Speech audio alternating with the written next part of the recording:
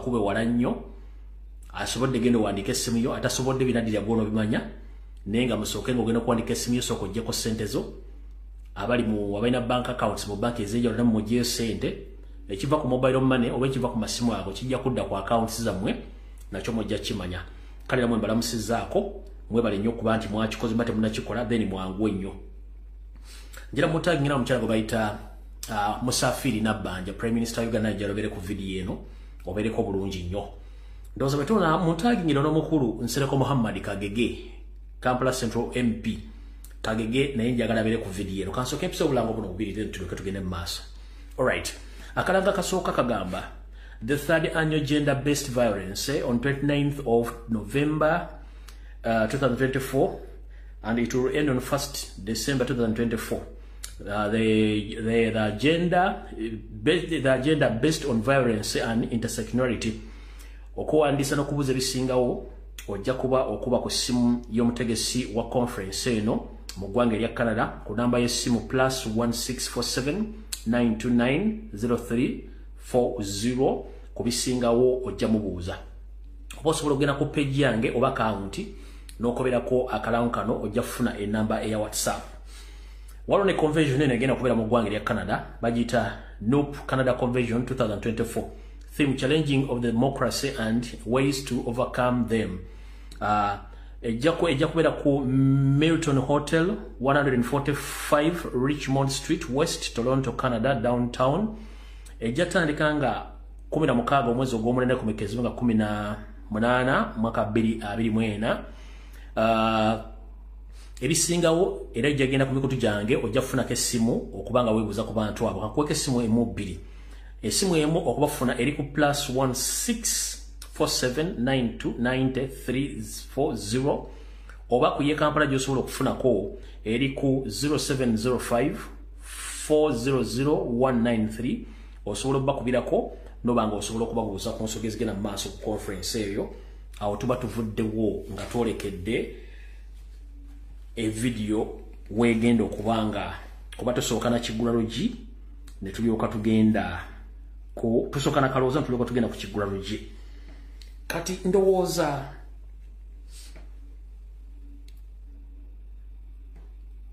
bannabyabufuzi mwenna abaagala enkyukakyuka mbatumiddeko n'abo abeebuzaabuza nga bafuka banaaba namwe mbatumiddeko nga mwe mwebuzaabuza in fact mwenna bannayuganda mu kaloozo ka leero njala kagenderya bonna bonna bawooza nti ebyobufuzi tebinkwatako era gwe mu Uganda olinga omupangisa mukulu okutumiddeko oba oli mukyala oba oli mwami oba oli muvubuka oba oli mukadde oba oli munnaddiini oba oli musuubuzi oba oli munnabyanfuna mu kaloozo ka leero okutumiddeko. Lwaki nkutumirako?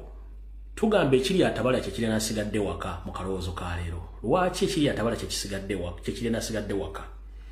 Oyinza okulooza okyaddukanya business oli safe. Oyinza okulooza oli munnaddiini oli mu ddiini oli safe. Oyinza okulooza oli ku ssomero oli safe. Oyinza okulooza nti andi mumaka nfumba ndi safe oba nze ndi bulungi nnyo. Bwe kinaava gye kiva kijja kukomekereza nga kiri ku ggwe. So nga ate omuntu yeetabye mu kintu kino okulwanyisa effuga bbi, ettemu, obubbi bw'ettaka, okutemula abantu n'okusaanyawo eggwanga. Aba akozesezza eddoboozi lye okukyusa eggwanga okusinga ggwe atudde anaafuna ebizibu nga totegedde. Nkiddamu. Eggwanga Uganda gye likoma okuba ebbi mu byokwerinda ng'abantu battibwa bawambibwa. Gwe atudde awo bajja kuwamba muganda wo, bajja kuwamba kkojjaawo, sengaawo n'omuntu omulala nga famire yo kijja kukwatako. Gwatudde awo ogamba tebinkwatako singa ebyenfuna nga bibindidde olwaliro nga sukali gwali ogula 2,000 agula ka7 kijja kukwatako. Gwali awo yali asomesa omwana nga omusomesa emitwalo 15 nga kati omusomesa kakadde kijja kukwatako. Gwali awo ng'olina abaana bakutuulidde bamala okusoma naye nga tebalina mirimu nga nezifuna passport bagende betosobola zifuna kitegeeza kijja kukwatako. Kati nkutumidde yenna yeebuzaabuza nga fukaana bati ebyobufuzi tebikukwatako. Taata akulamusizza naawe mmanyi nti bijja kukwatako olunaku lumu naye gwe atojja kunyiiga nnyo olw'ensonga okyali muziri endiga ezaabule zitannamanya nti ensi omwali mugirowoleza yavaawo.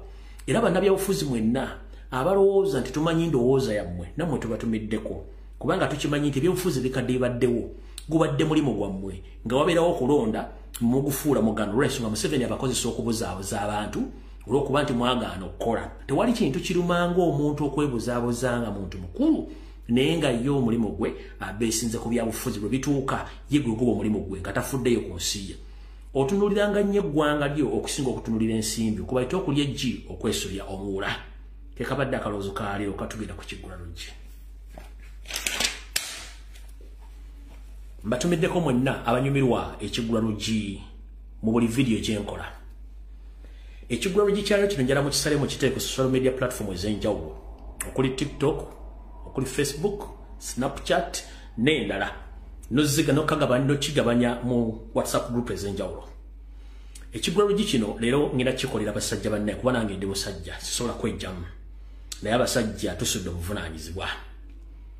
Mu buvunaanyizibwa buno abasajja basinga obungi tufuniddemu ebizibu nkwebuzabuzanga era bafuka banaaba. Kati ekigula Lujji kyalero nkibaweerezza naddala mwenna abasajja abava e Kampala nga mwasula obuvunaanyizibwa ne mufuna visa ne mufuna passport ne mulinnya okujja mu diaspora. Naddala mu nsi omuli America, Canada, Bungereza n'ensi za Europe. Mwe kino ekigula Lujji kyalero nkibaweerezza muwulirize bulungi. Basajja bannange mbalamusizaako mu kigula Lujji kyalero kansumenti muli bulungi. Tukimanyi nti ebisoomooza bingi naye ate abasinga obungi mwesuleegwa naggamba. Buvunaanyizibwa bwo bw'ofunisa omukyala ettu okuba nti otwala obuvunaanyizibwa okulabirira ettu eyo n'ekinaalivaamu oba lituyita ezzadde. Naye abasajja mu Uganda basinga obungi tulina omuze nti bwe tumala okufunisa abakyala embuto tetuddamu kufaayo. Abafaayo gye baliiramu ebalira eddala. Naye abatafaayo ne musuleegwa naggamba ne mutalabirira na kulabirira lubuto wadde okulabirira omwana nga azaliddwa. Gwe n'osulawo omukyala n'abaana n'odduka n'ogenda. Munnange ekyo ekintu si kirungi.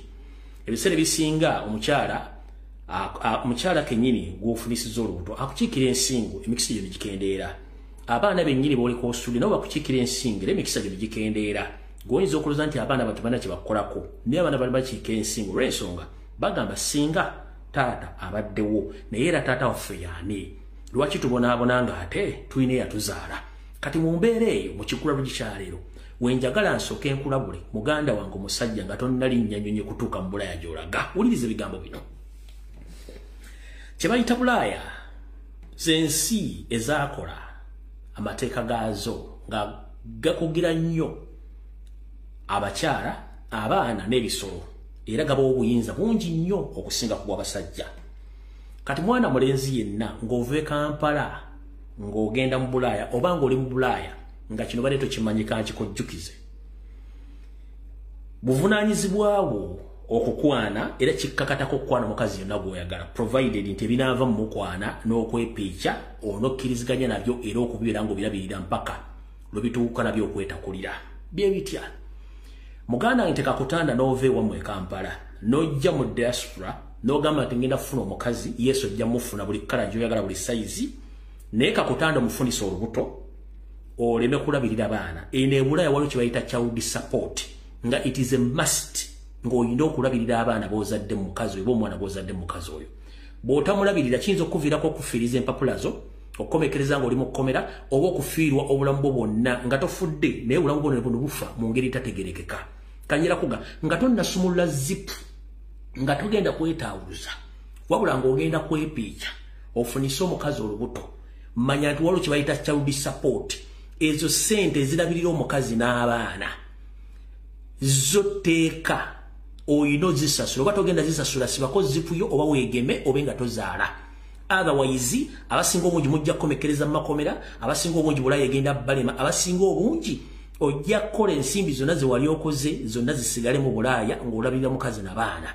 Kati njala bategeeza mwenna baganda bange ng'oli mu diaspora ng'obadde tokimanyi omwana kye bayita okuzaala omwana oba ozadde ku makamberengo baka akasooli buulya buli kaseera naye nkulabula gwavudde e Kampala ng'olina famire empala yo zipu gisiba oginyweze ofokasinge ku mirimu egyakoleeta olabire famire ye Kampala togeza ne wetata n'osumula zipu n'ofuna omukazi n'omuzalamu omwana abe Kampala bojja kuba basiimudde ku lubaawo nga tebakyasobola kutegeera dde okulabako basafalinge ng'ate ono weena kutayi n'omwana omu akujja buli seerezo nazayagala. Kati njala bategeeza baganda bange ng'oli musajja mukulu ng'otegeera ekintu kye bayita okufunisa omukazi olubuto e Bulaaya kya ttabbu nnyo olw'ensonga nti oba tosobole kumaliriza buvunaanyizibwa okulabirira mukazi ono lubuto na mwana mpaka lw'anaatandika okukola.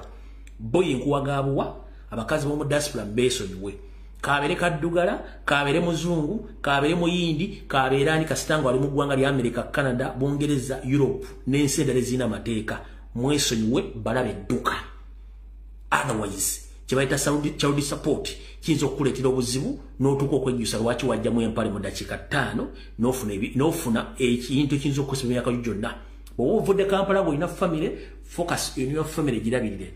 Ate ekirala eno mu diaspora ng'ogenda okukwana omukazi wa munnayuganda basi munnayuganda wamuzungu basi muzungu eno teri yezo mbozi zammwe simanyi extended family nsimanyi navudde e Kampala nayo senga wakojja mugwanda wako sa neighbor ebyo tebiriyo.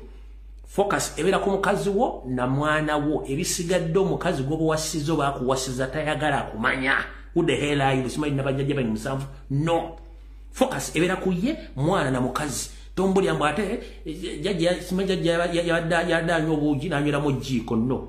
It's none of their business. Simanyi senga wejindi ate it's none of his or her business tayagala kumanya sente z'okola zonna zirabirira mukazi na family na mukazi na mwana oba gwe na mukazi ola n'emmere mu diaspora kati kyombo temukimanyi mwe bajja bazunga mu diaspora emmere gye mulya ebeera ku budget era ng'obojja n'okyaza omugenyi wo nga tali ku budget mu budget gye mwategekedde ol responsible omugulira emmere gy'agenda okulya kubanga teyabadde ku budget. Kati mukitegere mwenda abantu abaagala okujiibula ddala abasajja mubeere beetegefu okuba nti musimu ebizibu byo musobola obisiŋŋaana ne mubalibaliza bulungi nnyo naye togeza n'ojjamu empale nga togenda kufuka n'okwana omukazi n'omufunisa olubuto nolowooza nti ogenda kuguma zambiro nedda ebula teri buguma zambiro ne ku mulimu n'oboga nti mufunisiza olubuto nvudde mu Arua ndufunisiza mu Arua kangende embala ntule bajja kufuna n'embala ne bona bogenze ku booda ya Uganda ne Rwanda eno nkuwa example bajja kufuna kubanga mu system mwoli bamanyi buli kimu kyokola ojja zisasula oyagala batoyagala. So no mbategeeza mwegendeza abave Bulaaya abave mu Uganda nga mugende Bulaaya n'abali Bulaaya mbatte mukimanye mwegendeze nnyo kye bayita omukazi ng'omufunisiza olubuto okulabirira omwana mwegendereze nnyo ekyo mukitegedde bulungi. Sijja kwongera ku bisinga tubagambye ne muganya okola ki obitegeera. Ekyokubiri nga nfundikira ekigulalo gikyaleero gino emize gye tulina e Kampala ffe bakaddugala twagimanyiira nti anytime osobola okwepiica it is okay naye mu bazungu okwepiica omukazi baba tali mu modu za kwepiica n'omukaka etteeka lisoma oba kasitaakuwabira etteeka lisoma oba omukutte ate omusango okukwata omukazi e Bulaaya gubanga gwa mmada kitegeeza kaba kakuweddeko. Kati mugende nga mumanyi bulungi nnyo n'emitwe gyammwe gino ate n'abantu bambalanga bye balaba onojja amaddugo n'ogajja e Kampala bire mukwana neno n'okutuukira omukazi n'omutuna eye to eye contact n'omulemezaako amaaso guyinza okuviiramu omuzibu omusango. So mwegendeze nnyo abantu abava e Kampala nga mujja mu diaspora kubanga bakati muli bangi nnyo ebintu bingi. Kale ndowooza ekigulalo gikikomyawo njala tutandika vidiyo eya leero naye nga mbatumeddeko mwena abasajja abalabirira abaana abalera family zaabwe ne bakyala bammwe be mwaleka e Kampala ne bemusanze mu nsi z'abazungu mwebale kukola kintu ekyo mwebale kubeera babuvunaanyizibwa nabo batalabirira muzuukuke kubanga omusajja alina bubeera buvunaanyizibwa. Bw'oba tolina buvunaanyizibwa kitegeeza toli musajja kimala. Omusajja si maanyi ga mbuliri nedda omusajja buvunaanyizibwa. Nkiddamu kibayita omusajja si kanyama si six pack si ki oba maanyi ga mbuliri no. Kibayita omusajja kwe kutwala obuvunaanyizibwa bwe tuyita responsibilities kyekikufuula omusajja. Bw'oba totuukiza buvunaanyizibwa bwo ng'omusajja kitegeeza toli musajja oli kisajjasajja. Mu miti obeera settaala. Do you copy that? Oba obeera mu paapaali. Kala otuvuddewo tugenza ku firimu eyatuleese. Ekisookera ddala kansule nti Mathias Mpuuga Nsamba atuuse ne banne. obansoke mumuzemu nsoke ku bano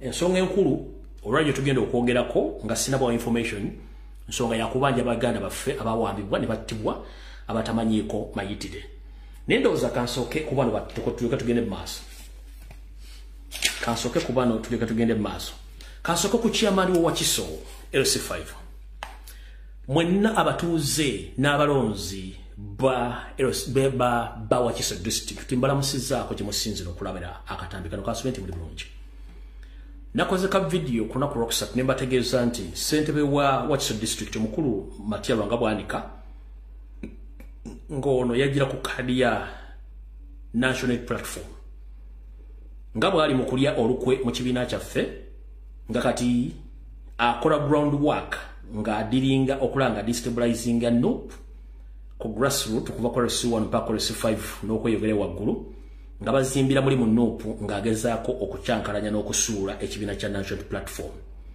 ebintu bino babikoze era ndooza mwalabye results ezavudde mu kulonda okwabadde Wakiso bwe kyalabise ndooza mulabye example n'ebitundu ebiramu nansala ludda awo mugeze mulabye example kati mukulu Lwanga bwanika saagala tumale budde mulekeraawo ebintu by'ekisiru bye mukola nze saagala kwogera ku bantu abasinga obungi wabula nina obulumi ku bantu abamu nakolako video emyaka ndooza giweza 6 igenda kukola 6 neŋŋamba nti eryo bannabyabufuzi balina okufa Uganda okutereera saagala nkuteeke mu gurupu y'abantu balina okufa eggwanga okutereera mbuuza lwaki eggwanga Uganda bamulira basibe lirina okuba olikyemani w'olusi5 watambuddeko ensi yonna kusereza omuwa omusolo nolaba ensi bwe zikulaakulana negulooza lwaki eggwanga Uganda terikulaakulana lwaki obuvuyo bukyali mu ggwanga mulimu abantu abasomye bategeera kubanga mu ekika ky'abantu nga mwe muleese obuzibu essaazi no wetwogerera mu kifo ky'okulwanyisa ekibiina kya national platform kyewafunamu obupangisa wandibadde okola bwezizingirire okulaba nti tufuna kye tuyita joint effort okujjako gavumenti buli omu addeyo mu kibiina kyayagala as simple as that. Our main focus is to come together or to join together to find the junta so that if we remove Museveni in the office, everyone is free to go back in his own mother party. Chetwetaaga. But tugezaako nnyo okulwana okuzimba ekintu kino tujje Museveni mu bukulembeze. Mwate mukola nnyo okulemeza Museveni mu bukulembeze nga mwononya structure, mugula structure, mukozesa ssente, mulwana buli muntu yenna ayogera ebintu by'amazima. Kiki mwagala? Matya Lwanga bwanika mwagala ki? Mwagala ki? Kansooke nkubuuze. Wali mu kibiina kya Democratic Party nange kye nalimu. Ne muvaawo ne mukola DP block. Nefa. Bwe mala okufa ne mubungeeta. Ne mujja ne mufuna obuddamu mu kibiina kya National Platform. Mwe kennyini mukimanyi bulungi nnyo nti mukama wammwe Norbert Mao ekibiina kya Democratic Party yakiguzayo Seriti Bahabura Otabasirwa mutano wa Kalekyezi nsi yaleta muzezedde ensanga bisibe. Bwakimuguza n'akitwala era n'akola press conference n'agamba tufunye joint political platform ne NRM tugenda kukola ne NRM. Kyakitegeeza nti DP eweddewo. Kati njala kubuuza mukulu bwanika ne banno. DP ki gye muzimbira mu NUP? DP ya NRM gye eyegatta ne NRM oba mwina DP endala teriiwo kubanga mukama wammwe president w'ekibiina yagitunda mu NRM. Open the publicly n'akiraga nti DP agitunze mu NRM. Mwe DP gye muzimbira mu NUP yaani oba muzimba ya NRM. Tulwana kuzzaawo ggwanga buli muntu bwe tuwangula nga tuggyeko Museveni buli muntu waddembe okudde mu kibiina kye nga bw'ayagala. Bwe tujjako Museveni kitegeeza ne Mao baavuddeko. Musobola ogenda ne tuza Daily Conference DP nedda ne muddamu ne muzimba structures as simple as that. Some of us we are not interested in politics or in any political office, but we care about the indigenous Ugandans who support my politics. But they face the consequences of the mismanagement of the politicians like you. This is wrong. Kino kikyamu kyemukola kikyamu. Why do you sabotage the struggle? And you know it very clear that you are in that office because of a national unity platform. But for you, you are doing each and everything possible in your powers to destroy, to distract the progress of national platform on orders of Museveni. Because DP as a party, magnified with NRM, there is no more DP. Maginga ne NRM, kati DP chijokolera kakuyega okusula NUP DP chi. Unless nga mukolya Museveni nga kitugamba tisana mukolya Museveni. Muganda ange mwegendereze mwaga tubavuma no tiya nyabudde bavuma muine experience mbyobufuzi ne muine kizibu kimu mu politics mwali mugufudde mulimo. That's why the previous elections bezagwanga nti onakulwe barangire Museveni raide. Nobody comes out to talk about the problems of Ugandans until the next elections, until we tugambye no bano wana bina bafuza bali obachama katuddemu tukwate ku nsonga zino bokulonda kuwede batubye tulwane mpaka tulabise. This is exactly what we are doing. But tugeza kokola buli kimu singa abantu bakumanyi ngo kyakola ku CBS. You were nothing. It was the power of people in Wakiso. Abaloza nti ovudde mmengo limu empeke emero limu omulamwa. Kumbe twaleta kiriri kya mwanyi. DP kijogama nti joli mu kuzimbira mu NUP. DP amajinga ne NRM kitegeza indirectly okulira NRM. Omuntu yenna ali willing okwambala engoye mu Wakiso district, please mwambale mutubulire tukweba n'abasajja. In fact sana da kwegayira ogenze mu kakunizo ogenze mu group abantu okubamu abayina okufa Uganda oterera mateya lwanga bwandi ko Lumbuye ayogera bomutacho sambera za mweza busiru nga mugenda kumira bana Uganda mbuyinike musibe nawo ogenda kuyinda mu kakundi akayina okufa eggwanga okuterera gwe kuvuddeko ne musiru wale mpola kubanga eggwanga lyaffe wali mwavu mponga byakatogagga dotandise okulyo kuso zimbulu kusofu empiyo nyampira abantu. You had nothing ko kyakula ku CBS. Abantu bakuteka mu trust okuzimba Wakise kulenye. Engudo zina zimu Wakiso nfu. Nemo muzanya politics wekintu ekisiru. Nga mule basaba na Uganda okufuna freedom.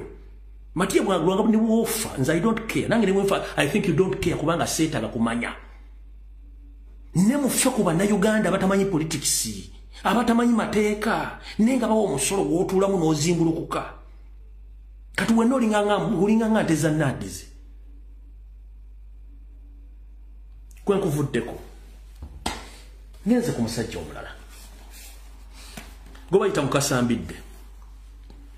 mukasambidde oba mukasambira omusajja omunyarwanda yeeyita Obuganda mukasa niyo Buganda bwalaba.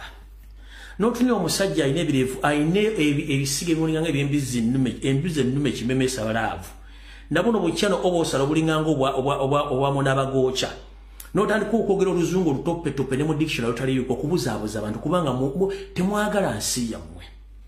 Nakuulidde ng'ojja oyogera bitakwatagana ng'empale za Mukama Museveni Munyarwanda munno musimanyi tewali kibiina kisobola kutola byabufuzi tokufuna buyinza nga kibeesinze mu kusooka kuzimba kitebe mukulu. Tetulowooza kyekimu tulina enjawulo. Ekibiina kye watandika bakiyita Democratic Party okujjako ng'ekigambo democracy kyotamanyi.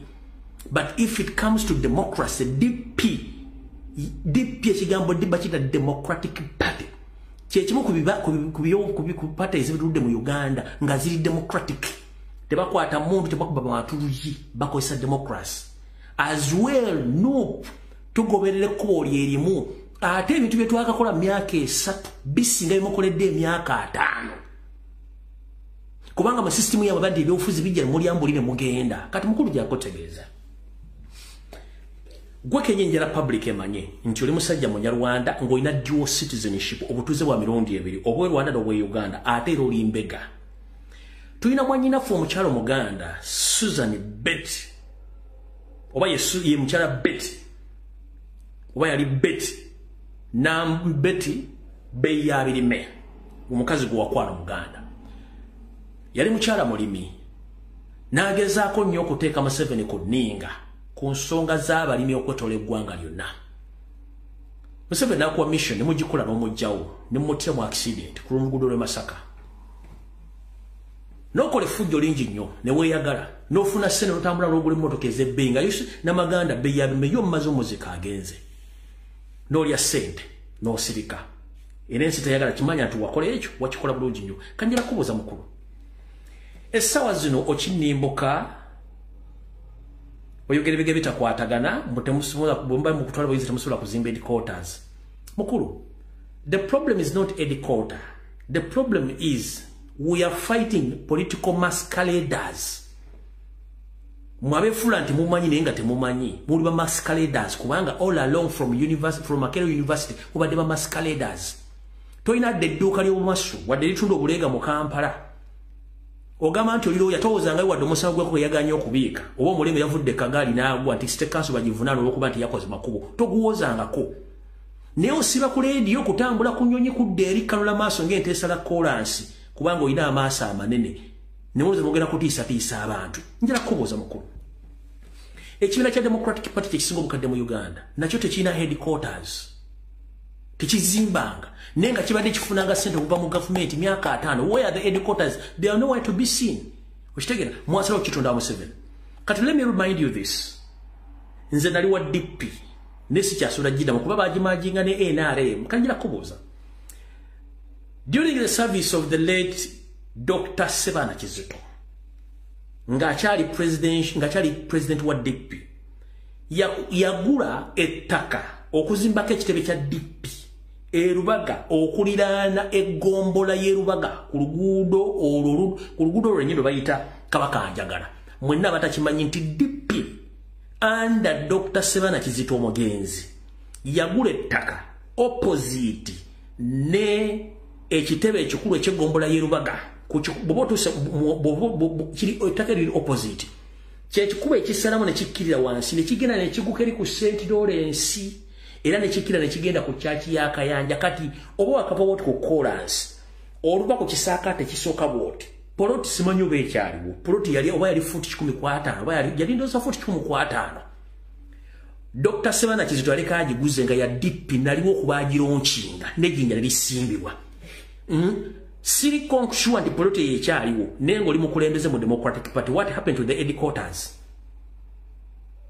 kyetubagamba mukozesa emitwe ojja kujogera oluzungu lw'embaata zino embaata zikabuzi nga ne mu dictionary teruliimu kubuzaabuza abantu naye nga temulina magezi buli wa political masqueraders mukolera NRM olina dual citizenship oli mbega mwe mutulisubyeko ebyobufuzi eby'ekisiru mu Uganda naawe ogenda mu kagulupu kali akalina okufa ensefu n'emirembe ddala Uganda mu bavubukamu abatalina byakukola naawe nkuvuddeko naye ng'ensi etegedde kuba mbadde temanyi Dr. Sebana Kizito nga tannafa yaleka aguze poloti eyo naliwo mu kugironkinga nze naliwo mu kulonkinga poloti eyo gwe naawe nkuvuddeko mwenna bannankyukakyuka njala bategeeza waliwo olutalo olugenda okujja ku TV ku radio ku social media nga Museveni alutaddemu ssente olutalo luno lulimu omukulu gwe bayita Mike Mabike kuliko n'omukulu gwe bayita Mukaaku bano bamaze okukola strategies ez'okuvuma n'okussa wansi Robert Kyagulanyi Ssentamu mu buli ango yonna nkitegeera makibategeeza muli waliwo olutalo olugenda okujja nga lukulembeddwa Michael Mabike Lubega Mukaaku n'ebikonwa byabwe byonna ne kansooka nkola statement eno mukulu Mike Mabike ne mukulu Lubega Mukaaku ndowooza ebbanga lyemmaze mu byobufuzi ddene nnyo kansooka enzanye voice note just for 1 minute ndyoke mbasambule muwulirize omusajja ono Mike Mabike nga beewera ne munne Mukaaku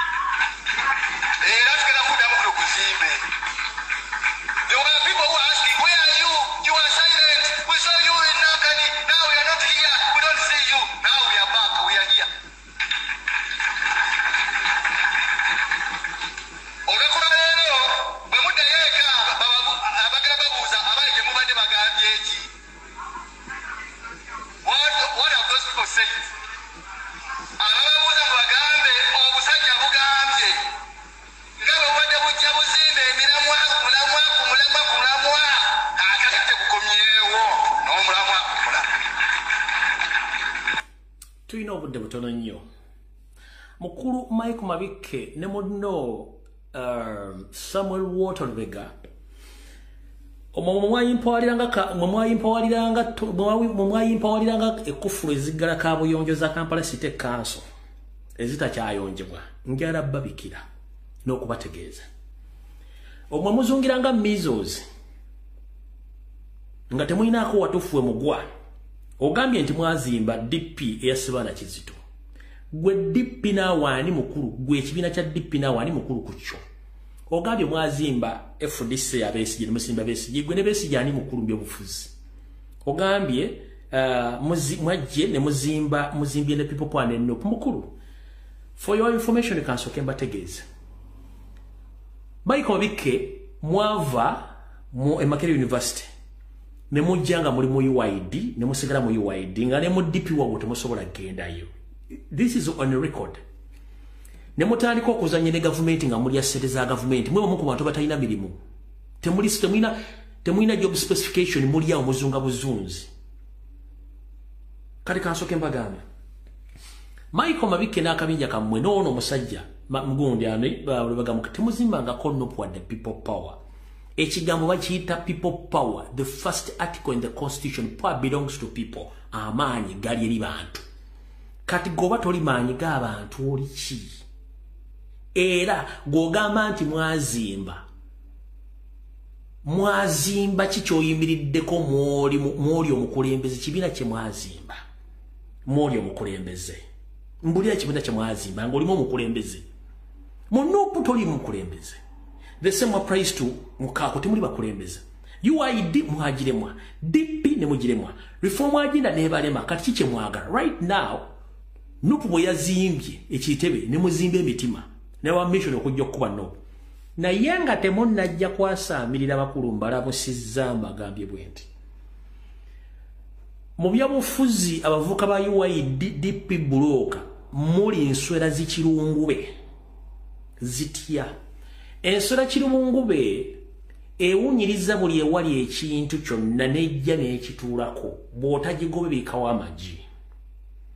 Kati enswera ezo bwe zijja okuwunyiriza ekintu ye mbadde muva ne muva mu FDC ne mujja mu DP ne mukola DP nga mujja muwunyiriza wali omusinde gw'ebyobufuzi. Buli mbadde mutuuka nga bayonjezzaawo nga mudduka mufuuka against ekintu ekyo kye mugamba mwakibeeramu. Kati let me tell you this. Temutandikanga ko people power fe twagitandika banegade batandika people power. Temutandikanga ko NUP bandi batandika NUP so temwina imwe kwasiza nti mwatandika Kyagulanyi. No. And this is to inform the public. Robert Kyagulanyi Center muyagenda mu kibiina kya Forum Democratic Change nasaba kadi esimbe ku kadi ya FDC ne bajimumba. Robert Kyagulanyi Center muyagenda mu Democratic Party asabe kadi esimbe ku bombe ba parliament ne bajimumba ba DP. Nagamba no kanzija independent.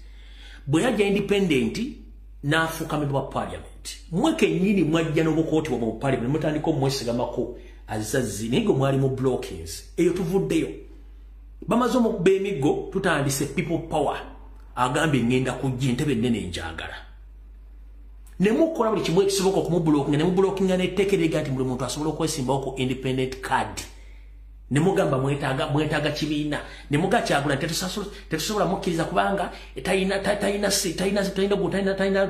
center number tugamba okay katunana tuyaba tufuna NUP ne tumuleta ne yesimba onawangula akalo gojira mu luddawa mwe muli enswera ezinoonya ewawunyo ekintu ekiwunya mu politics bobanga akyamuse mwagalagenda na mugendo wabula mutuke watu nga basetinzewo ne balongoosa bulungi nga bwe tukimanyi mu buyonjo nti enswera zeyunira nnyo ewawunya ne wolongoosa w'enswera zidduka. So mwali mulowooza era mwagamba NUP muyaga gugenda kugenda kuveewo ne mujja muyaga ogwo kati ffe ne tutereeza omuyaga n'ekyalimu kyonna era kyabawaliriza okudduka ne muddayo ng'era enswera bwe zitayagala wantu wayonjo kati mubeere gye muli musirikire bulungi. Ataka Kyagulanyi ni NUP at your own risk tugenda bakalakata. Ate mbalabula eno sekita gye tugendamu waliwo abantu abalina okufa. Lubega mukaako Mike Mabike Mathasi maniono mantia rwanga bwanika n'obusajja bwa UID no bwa DP obulemese enkula akula naye gwanga n'okukyusa obukulembeze mu gwanga mwenna tugenda tandika kunoonya omukwoomu nga babanyige pesa ensefu n'emirembe tukola political prostitute ne ba masqueraders for you are there kuzanya mapesa mulinganga bazanyi ba ludo buli omwako ba figure ze ka staff na zafu na ngadduka mbagmenya amanya mu buko buli mu UID ne DP nga mwe fulati mwajja mu NUP wallahi tugenda tandika okunoonya omukwoomu nga tubanyiga mapesa ng'ekyali mu Gucci ng'ekyali mu Ghana okuteba mala kujja abantu nga mmwe ba masqueraders ba political prostitutes nga tomanyi wajje badda. People are suffering in Uganda, abantu babagoba ku mataka, abantu bakyalina kyakulya, economy egaanyi, abantu babawamba babatta, temusobola byogerako wabula mufayo kwogera ku kikola sabotage because mukolera mu Museveni, you are sabotaging each and everything. Jajja mbabulya tuwe tugenda wazibu nnyo aho sijja kulwawo nawo nvuddewo.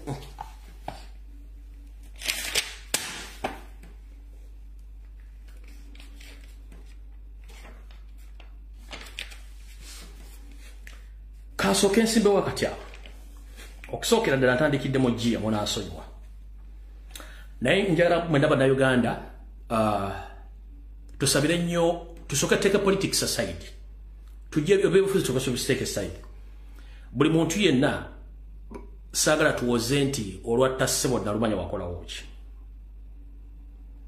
ekituufu kiri nti muganda affe Honorable Segirinya Muhammadi Bambie embeera yembi alina essimu ye asobola omukubira asobola okwogera n'omuntu amuliko Bambie musabire nnyo Segirinya era byasobola omutuukako amutuukeko abali mu Uganda n'abali mu diaspora ekituufu omusajja embeera yembi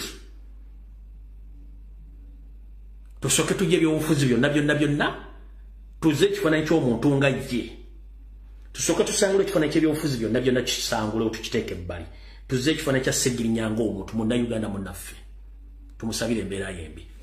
Ngenda kukubira omulango gutakungula ekibiina kya National Platform n'obukulembeze bwakyo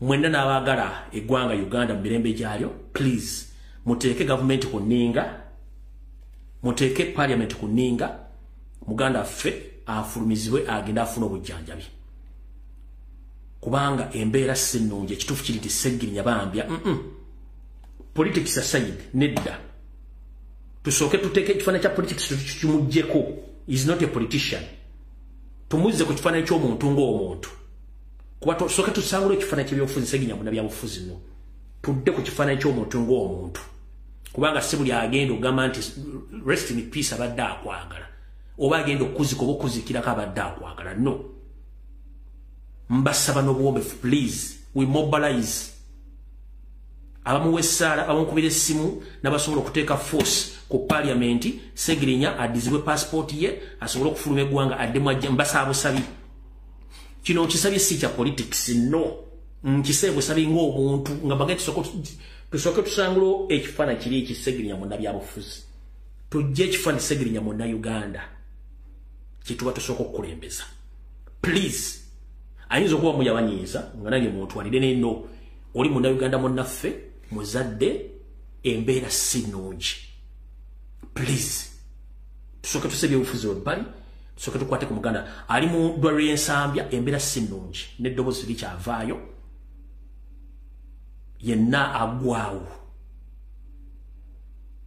please buli muntu yenna ali kuno mbasaba munoonye essimu ya Segirinya oba yo omuntu amuli okumpi bame ba parliament mwenna bannabyabufuzi bandi bonna please muyambe omusajja olwatta ssebo nalumanya naye wakolawo ki ebyobufuzi tusooka tubiteeke ebbali oyo muganda affe munnayuganda awa omusolo buli kimu akikola musooke musangula ekifaananyi ky'ebyobufuzi mukisiimulewo mukikole nga Segirinya ye nga Segirinya ng'omuntu please mbasaba n'abantu b'ekawempe mwenna omubaka mwali bubi nnyo yeetaaga okusaasibwa n'okuyambibwa ne parliament please mutukolere ekintu ekyo nga mukyala Anita Amongi bwagenzeeyo please kola ku kisoboka kyonna within the few days ziri working days omusajja afulume ana tutugenda gamba rest in peace nga tusobodde kuyisa ddoboozi wadde okwogera mbasabasaba ekifaananyi ky'ebyobufuzi tokimuggyeko tumuyambe ng'omuntu kubanga bambi abaddewo abadde Katonda kyamusobozesa okuweereza akiweereza kale kino nakyo kivudde kunjagadde kusooka okuyisaawo ekintu ekyo.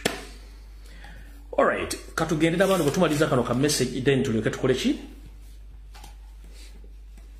kati Mathias Mpuuga Nsamba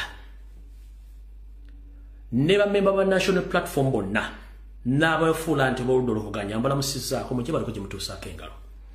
Njagala muwulirize obubaka bwange buno bulungi nnyo. Olw'ennaku z'omwezi ziri 10 omwezi ogw'Okumu omwaka 2023 eggwanga Uganda libataddeko amaaso. Bino ebyobufuzi bya njawulo nnyo ku biri bye mubaddemu emabega nga ebyobufuzi biggwa buli mwasirika n'agenda nga tewali social media platforms abantu kubasobola okubaddiramu n'okubalaga obutali bumativu. Tumaze ebbanga tubanja bannayuganda abawambibwa n'abattibwa mu struggle. Mujjukire nti abaana abo n'abakyala abawambibwa n'abattibwa be babayirawo mu by'okutuuka mu ofiisi ze mulimu. Bw'ofunira omugaati gw'otwalira abaana bo emmotoka y'ebbeeyi erimu SC sente z'okwata n'ogenda neweepiica n'okulamu byoyagala oba n'owaako n'abantu bo zasinzira ku maanyi g'abavubuka n'abakyala n'abaana abatamanyikiddwako maziika wa gye bali n'abattibwa n'abawambibwa. Okusookera ddala nze akola obulungi mu ssiima nabeebaza luli nga mukoze ekintu ky'okuva mu parliament to demand all political prisoners n'abaakidinappingwa gye bali. Naye olwaleero njala bagamba nina okwemulugunya kwange bassebo mwafuluma parliament ne mwekandaga ne mugamba until nga government eproducinze kibalama n'abantu abalala bawambibwa ogwali omulimu munene nnyo. Naye government y'emu eyabawamba n'ebatta nga nabbanja prime minister n'akonfirming nti babalina kyokka nga tabalina gye bali. Gye mwatuddemu kafubo mu parliament ne mukkiriziganya nti mugenda kuddayo mu ssetteeserezo nti gavumenti eteekwa okunoonyereza. Tetwagala mutufuule balalu nti oba mutulabako amatu mutuyita nte nno tetuli balalu. Mathias Mpuuga Nsamba ne baba parliament bonna ba national platform tugenda basaba nga mwafuluma parliament nga mwagala abantu bakole ki babaleete. Teba member parliament yenna wa national platform adda mu parliament eyo nga government terese mwana wadde mulema oba waliiso limu oba wattulu bamale baproducinga. Fair to do so mujja kuba mweyamanda mu mbogo kino kibabuulira. Teri member parliament wa national platform akkirizibwa kudda mu parliament nga abakibalama ne banna abalaba awambibwa tebakomezi tebaleeteddwa mu parliament oba mu public kubalabako. Mujja kuba kye mwakola kwe kwoza n'oyanika mu ttaka. Nkiddamu Roxat najja n'enkola video ne mbagamba nti Mathias Mpuuga Nsamba akoze swap deal ne government ne bakkiriza nti bagenda kudda mu parliament government ekola investigation. Teri investigations bagenda kukola. We have been demanding our comrades almost for 2.5 years. We don't get any kind of results. So you think, Mr. Mathias Mpuuga Nsamba and your congregation, that within the period of the time which was given, those people are going to be produced? No, because it's the government controlling all the prisons and torture chambers across the country. So there is no as to why that you agree with those people. Let them produce our comrades. If not so, let no one among the NUP MPs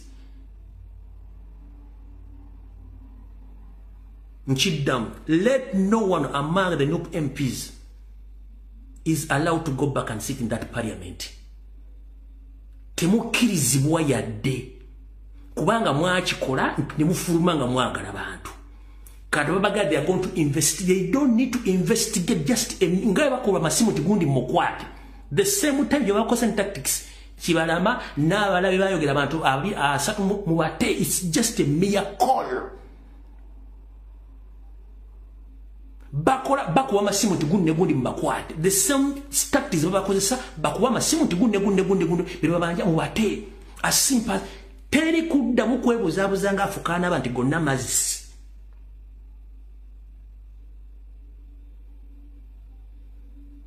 Nchiddamu MOP wa NUP ye no opposition to the parliament. Please, temuti siriwaza tetuli basiru. Ngaye mwafuma mu parliament nga mwagala ba producing abantu abo temudde nga tebalese bantu abo. Diru gye mwakoze nagitegedde. Era navudde ne njogera ku Rocksatu nagenza okuva ku live nga radio Simba lebe babeta denti bamukoze diru. Yino nenga zinabadde namaze byogera. Gomoza fe tutegeera. Tumanyi bulungi nnyo ebintu byomukola mu nzikiza. Amanya ge nasomye babadde mu meeting go ankubidde simu gambulira. Sigwe. Kitegeeza buli kimu mba nkiraba nkitegeera. Yiikyo. Tubadde ne meeting mu office ya speaker. Okusinkana oludda lwa gavumenti. Timu yange baddemu Onabusi Mujunganda, Onabu Jonathan Odul, Ombaka wa Elute County, ne Onabu Asumani basalirwa. Timu ya gavumenti ekulembeddwa General Jim Muhwezi, ngebaddeko General David Muhozi, ne Onabu Oboth. Ensonga ya speaker abakulu abunaffe n'atuyita tugezaawo okusala empenda wana botunyonyange gye bagezaako okumalawo akatubagiro akali mu parliament olw'ensonga ze twaleeta abantu ababuzibwawo abantu ababulijjo abali mu kkooti z'amagye. Abakulu bano bategeeza speaker naffe ne batutegeeza nti beetegefu okujja mu parliament okwenyonnyolako ku buli nsonga, okunyonnyola ku buli muntu yabuzibwawo, okunyonnyola ku nsonga endala bwe twazirambika. Naye ffe ensonga yaffe esigadde nti tujja kudda mu parliament nga beetegese okunnyonnyola. Era olunaku lwe banaagamba nti beetegefu okunnyonnyola tujja kuddayo mu parliament. Ekirala mukulu teri kudda mu parliament kunnyonnyola, twagala bantu baffe. There is no any kind of explanation because we are tired of explanations. These people, they take time and they call their security agents to go and pick our supporters or to pick our friends. Let them use the same tactics of calling to call all torture chambers and prisons to release our people. If not so, no negotiations, no talking, not go back in the parliament. Kati njala nsoka tegeze gwanga. Nalongo solo gate. Nkuyisa mirundi mekanita amongi. Erinye pia Elianita Amongi, Speaker of Parliament in Nalongo Solo Gate. Nalongo Solo Gate. Echaku jeje wabadde. Oje nga pressure bayitiriddeko. Kubanga gwe chief negotiator negotiating a business za government in opposition. Okukulinga pressure n'okuwisa ensimbi mu mikono gyamwe gye mwagala. Each and everything you want mwagala chimukola. Njala kugamba Nalongo Solo Gate. Please with immediate effect. Back off. Twetaga bantu baffe. Gwenga bwagenze. No gamba nti wazadde abalongo. Abalongo bwazadde nga tewabazadde. Wabula wabasigira muntu mulala. Mu system gye bayita Solo Gate. Paini gye walimu okutwala abantu bangi nnyo baagala okuza nti balina buvunaanyizibwa kati time gye watwala ne ssente.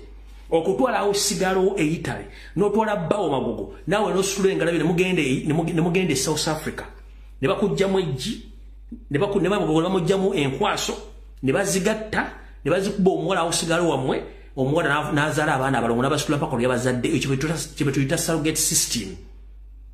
Anita Amongi bamujjamu amagi ne bajjako ne magogo amazzi ne bagende South Africa na usigalo olwo amazzi ago awusigalo nafuna olubuto olw'abalongo ne balunteekamu kwe kuzaala abalongo abo ntatosindikanga ku baana. Naye peni gye wakozesezza obuvunaanyizibwa watukozesezza okufuna abaana abo kuba gwe entobe ezaato kyagirina. Kitwale nti eri abaana bakibalama eri abaana abalwanyi bannaffe bonna abaawambibwa. Kati gwe buli bw'olina ku baana bo ne famire okufuna abaana ky'oba otwala n'abaana abantu abawambibwa bati balina abantu baabwe. As simple as that. Gwe Nalongo Solo Gate. Mwemuloza sente zimala buli kimu. And I'm here to inform the public. Naye Museveni nkubulya kuno kwoli. Olina abaana olina abazzukulu. Bebawanvu balinga kalituusi w'omu Lubijji. They will face whatever is taking place in the country. Ebintu emukola abantu bagenda bibakola. Mutta abaana b'abantu, muwamba abaana b'abantu, ne mwefula mutemu tekibaluma. Kanjala kugamba. Nalongo Solo Gate. Mwemuloza sente zimala buli kimu.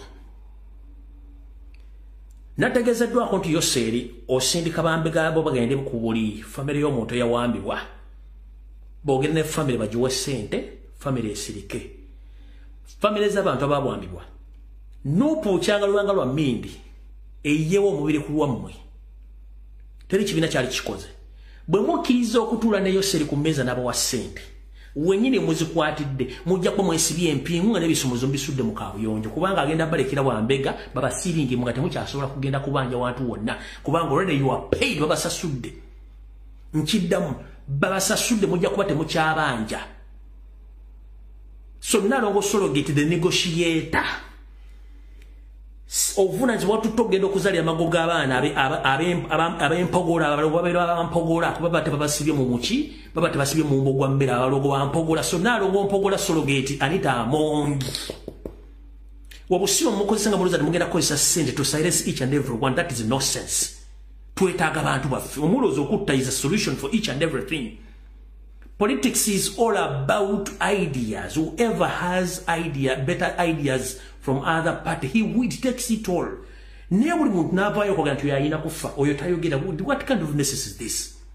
Gwe Nalongo Sologate Anita Amongi Mpogola azala balonga b'empogola muleke tusiriwaddako nono munamuno mpuga nabagamba ati bolabanga akaana akabateka kola mirimu nga kali staboni nyo wakankakola emirimu manya ati konoona mpuga all along abadde silent nga nakabinja kati bana kibakola akimanyi nti mu December ennaku zesimanyi balina okukyusa office zonna nga naye mwagendera. So now is acting the same time is gaining the bargaining power okufuna sente ku musayi gw'abantu abayiika.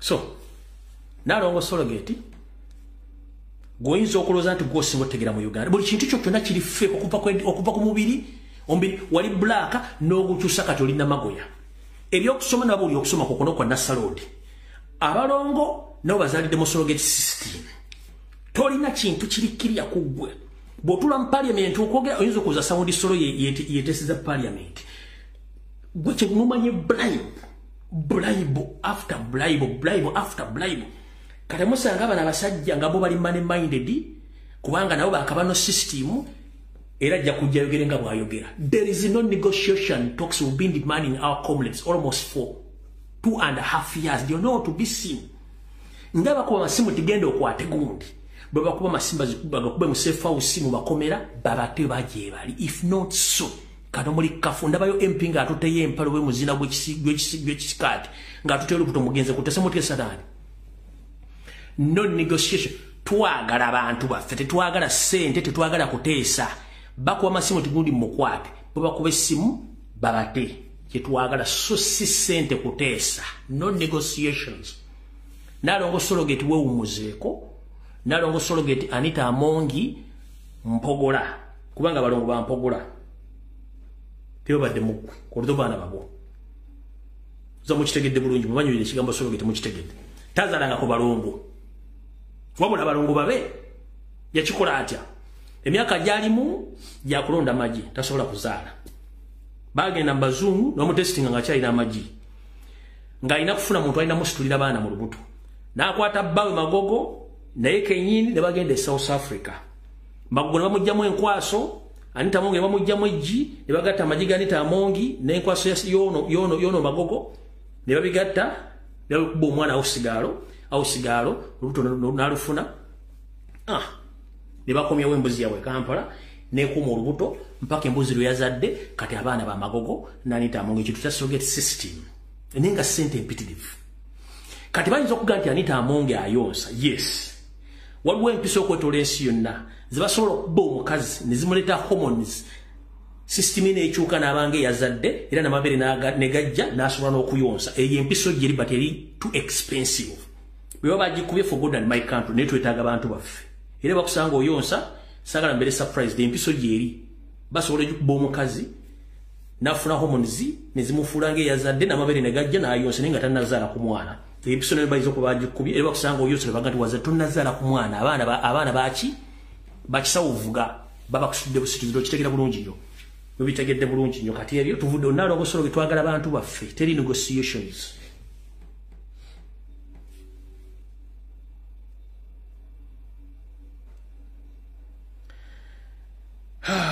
Awo tuvuddewo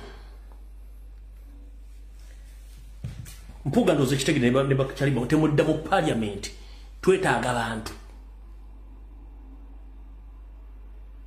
bwe bakwata bajja kukwata omulala It's a routine. Kino kibaddewo nga tetusobola kyogera all along Museveni abadde awamba abantu ng'abatta.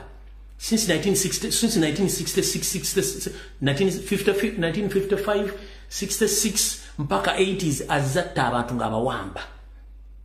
Mpaka Futugabiro tujja byogera. Mubati obyogera tujja byogera. Kati awo nvuddewo mpuuga ne banno mwetereze nze naatera okutaama simu. Mbagenda kuwa abantu eddakiika na mu 5. Waliwo omukulu ono omanyinze kasita njogera ku nsonga. Waliwo omukulu ono bamuyita mukulu Andrew Musaasizi. Omwami ono yenna nnyini kampuni bayita Mulya Millers esangibwa Neteete ku bitaala ng'odda ku luguudo oludda e Nakawuka. Omukulu ono wa Kabano. Manyikulo ku video kuli bajajjikuwa. Navaayo n'enkwanika butya bwe mussa ebiweke eby'obutuwa ne mbimikisinga mu mmere y'abasibe. Emmere oligino ne mugitunda ku black market.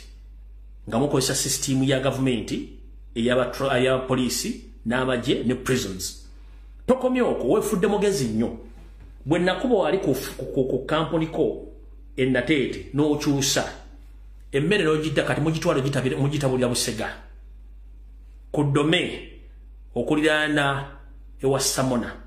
Eje mutwale na kuzina motoka za prison jezitwala ne zirete emmere entuufu ne bebikongolero ne muteekamu empeke zammwe ez'obutwa zemuwa abaana makomera ne bali ne bavanga bayise Windows. Mukulu odiringa da muntu mukyamu kino nkikubulya nze kisoka tebantiisa tebandoga ate tebansindikira Bambega. Mutabani wa Mbega tabega Mbega nkidda mutabani wa Mbega tabega Mbega. Ekyo njagadde okugamba. Musajja gwe benayongedde okusima ntegedde ebintu bingi nnyo. Wandibadde weewumuzaako otherwise kasita tunagenda personal ate nja kuyuza. Mumwina mission ine kusuba nayo ngana zibatamanyi nti mutta basajja baganda mubamaze. Onugula tunoonya abasajja n'abakazi abaganda tebaliiwo. Wabula mwenkwezenga bayita Musaasizi nga nkwezenga oli baakabano temugenda kutta baganda tusirike tujja kwogera. Kati mukulu kampuni wagitandika Mulya Millers mwagitandika ne betwandiise ba shareholders bangi ne wamaliza ba shareholders abamu bajje mu business ngobasi nabala bagivamu bakola byabo nakugayisagala tugende person wala mukulu bayita Stephen Elias ono naye abadde akola mirimu gyegimu naawe era nga musajja mugagga era wakolaga ne system ne mwavuwaza no mukulu Stephen Elias ne mwavuwaza nafuka mponga byoya ate n'okozesa agent wo gwebayita Sentongo okwefula nti ate yagula nga ate gwogula n'ogula emmotoka za Stephen Elias n'ogula faamu ye eri mu Kisembi n'amataka na buli kimu wamulekera bulamu tewavooko. Njagala public emanye baani abali mu lukwe olw'okusaanyawo omusajja omulala ya supply nga ya supplying emmere mu government gwe bayitanga Tito. Gwe kennyini wayita mu mikwese gya government n'oyita mu basajja ba government ne musaanyawo Tito gwe baakubira amasasi ku Sunset Nateete emisana tuku. Ono yali akolaga n'omugezi Nobo Mayombo nga bakola deals z'okusupplying obuwunga. Gwe kennyini bw'olaba ng'ono yakulemesezza n'okulagana abasajja basasi mu government ne mutta omusajja oyo Tito gomwatira ku Sunset Nateete emisana tuku n'amuba amasasi n'afa kubanga ali adiringa ne Nobo Mayombo ne mutwala buli kimu na kyalina kati taddanga agule kati go supplying emmere mu amisomu simanyi ani mwe mukola nenga bano mazo bajjawo kubanga Tito ne yali akolagana omugenzi Nobo Mayombo nga yebuomu ku suppliers nene omujjawo kubanga bweyagala kola business. Mukulu wegendereze sagala agenda personal kuba n'ebintu bingi nnyo. Nina ebintu bingi nnyo bye discoveries ebikwatako n'ensi esobola okuti awo lagenda mpola just sibo mu mwago muve ku mmere y'abasibe mulekera okuteeka obuto mu mmere y'abantu. Abaana abali ekitala bava bayise Windows abamu nga bafudde babaziika ku faamu lwa mmere no gyembawa mutunda emmere ya gavumenti entuufu ne musekula ebikongoliro ebikongo ne muteekamu empeke ez'obutwa abaana ne bavayo nga bayise Windows abalala ne bafa bufi. Naye ng'owooza nti gwe Musaasizi Andrew kumbe basajja baakabana muli basajja Banyarwanda. Watch out, saagala tugende personal kubanga bwe nadda ku personal ne nyingira ne mukazi wo oyo omutogo wakasooka okufuna nga naye waakabano tujja kubeera bubi nnyo Kubagoza tuli mu government oli wa amaanyi nnyo okulaga n'abasajja n'emisango tekisobola kusinga. Tujja genda personal. Nkuba Museveni ate kati ngaguleta kikongoliro. Mutta Abaganda bonna basinga obungi bafiiridde mu makomera. Kuba babateekawo ku supplyinga mmere erimu butwa mu ttaaba tufe tusiike. Gwe mukulu Andrew Musaasizi owa Mulya Miraze Natete. Bw'oba oyagala tugende personal tujja genda personal ate nja kukwabya bubi nnyo bwe tunaagenda personal. Nsobola okuyingira ne mu nnyoko yennyini. Paka nentuuka ne ku maama ne ku taatawo ne ku baganda bonna ne mbatuukako. Ne nkuleetera ne footage waabwe na wawe bali. And how the way they looks. Nsobola okutuuka kati ne nkugenda okuva ku kigere mpaka ku kagera akasembayo bw'oba kyoyagala. Mu family mukyalimu omuntu ategeera bonna bayiika Windows kubanga akozesa amajini n'obasaanyaawo kubanga oyagala ssente. Bonna tekuli ategeera. Nja kukuleeta ebifaananyi ne footage yenna nkukuba oyiike. Gwadooza nti okukyusa location nodde ne kusobola na samuna gye muba mutabulira emmere ngene mudduseeyo ye muteera obutwa mu mmere Natete. Siitegeere. Kati gwe mukulu. Genda mpola. Temujja kutta abasajja n'abakazi baganda mbamale mu Buganda olw'okuba oyita Andrew Musazi buli musajja Munyarwanda.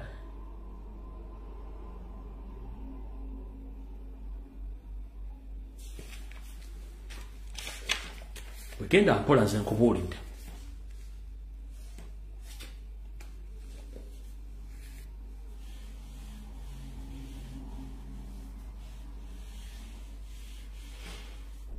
Ndowooza byampuuga bifunye n'abalala sigenda kubalya azaamanya budde tugenda kukola program ya kubanja bantu baffe abaawambibwa. Enkwezenge eziri mu NUP ezimbira mu NUP nazo tugenda zizikolako. Mukimanyi program yange si ya kusaasanya ntugo kuwemmola no. Amasimu ngatadde. Kuba essimu oteese.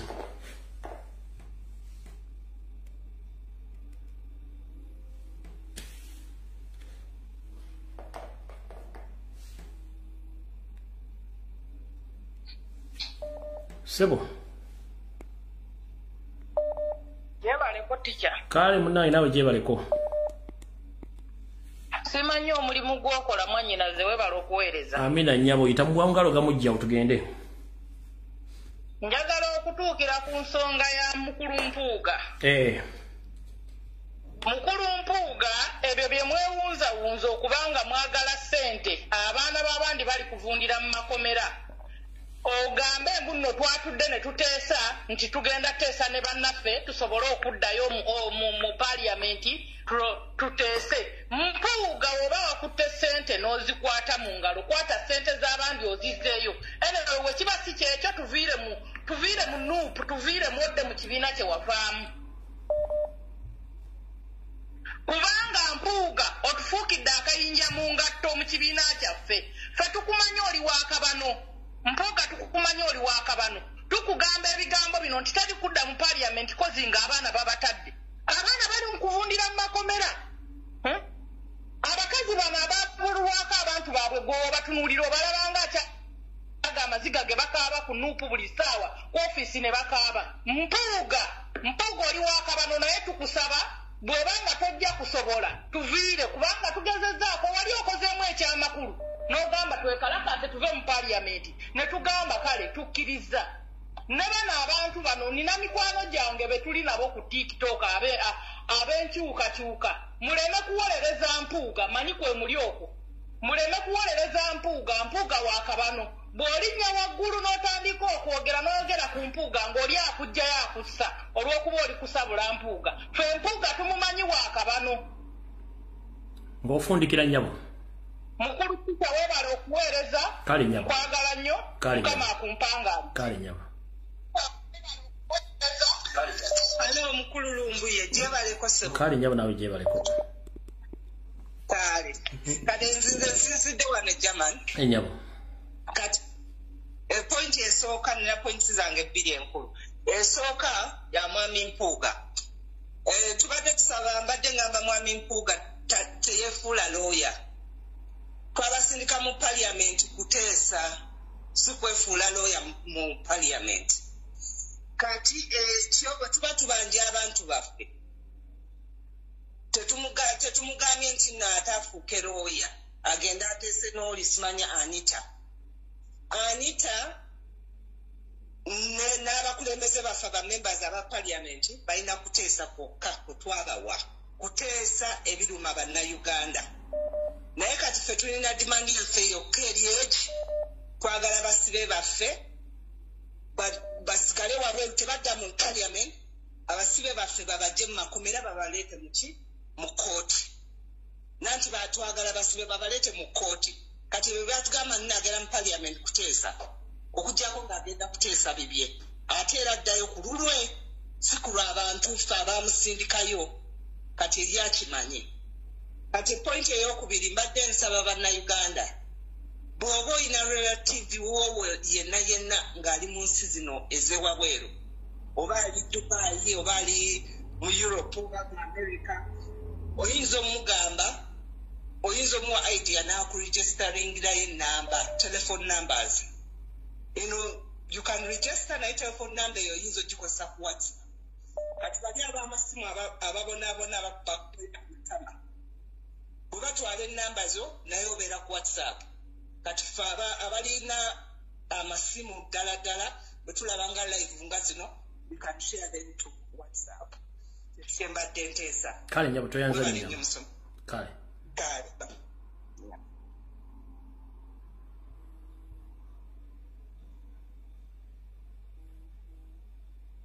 Hello, Mr. Lumbuye jebale seo. Kale sebo nawe jebaleko. Kale seo. Bandu webale kuweereza. Kale sebo nawe bale kubeerako. Naye ndali kanzizere tikubanda nsanza abantu batandise okuba. Sebo, tesa tugende. Naye nga nze kyenteesa kyembadde nsaba. Mwami Mpuuga aleme kwebuza magezi.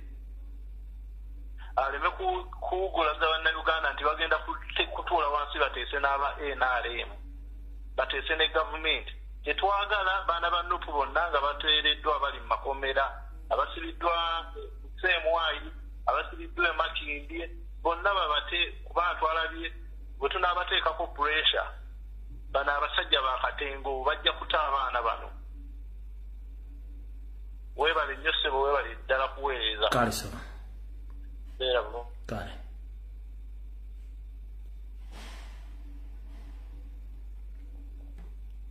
Hello.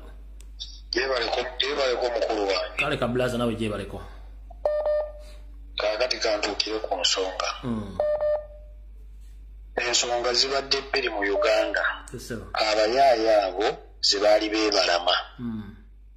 Ensonga esooka y'Abaganda baffe be baawamba. Ensonga ey'okubiri ey'akabaka waffe bwe baawa obutwa ezo ensonga nga tebazoogerako nga bali kyesirikidde Mpuuga ne banne bajeewa omutima omulungi oguleeta ensonga y'okubanja Abaganda baffe ebbanga lyonna lye bamaze ekyo byo kirina okwebuuza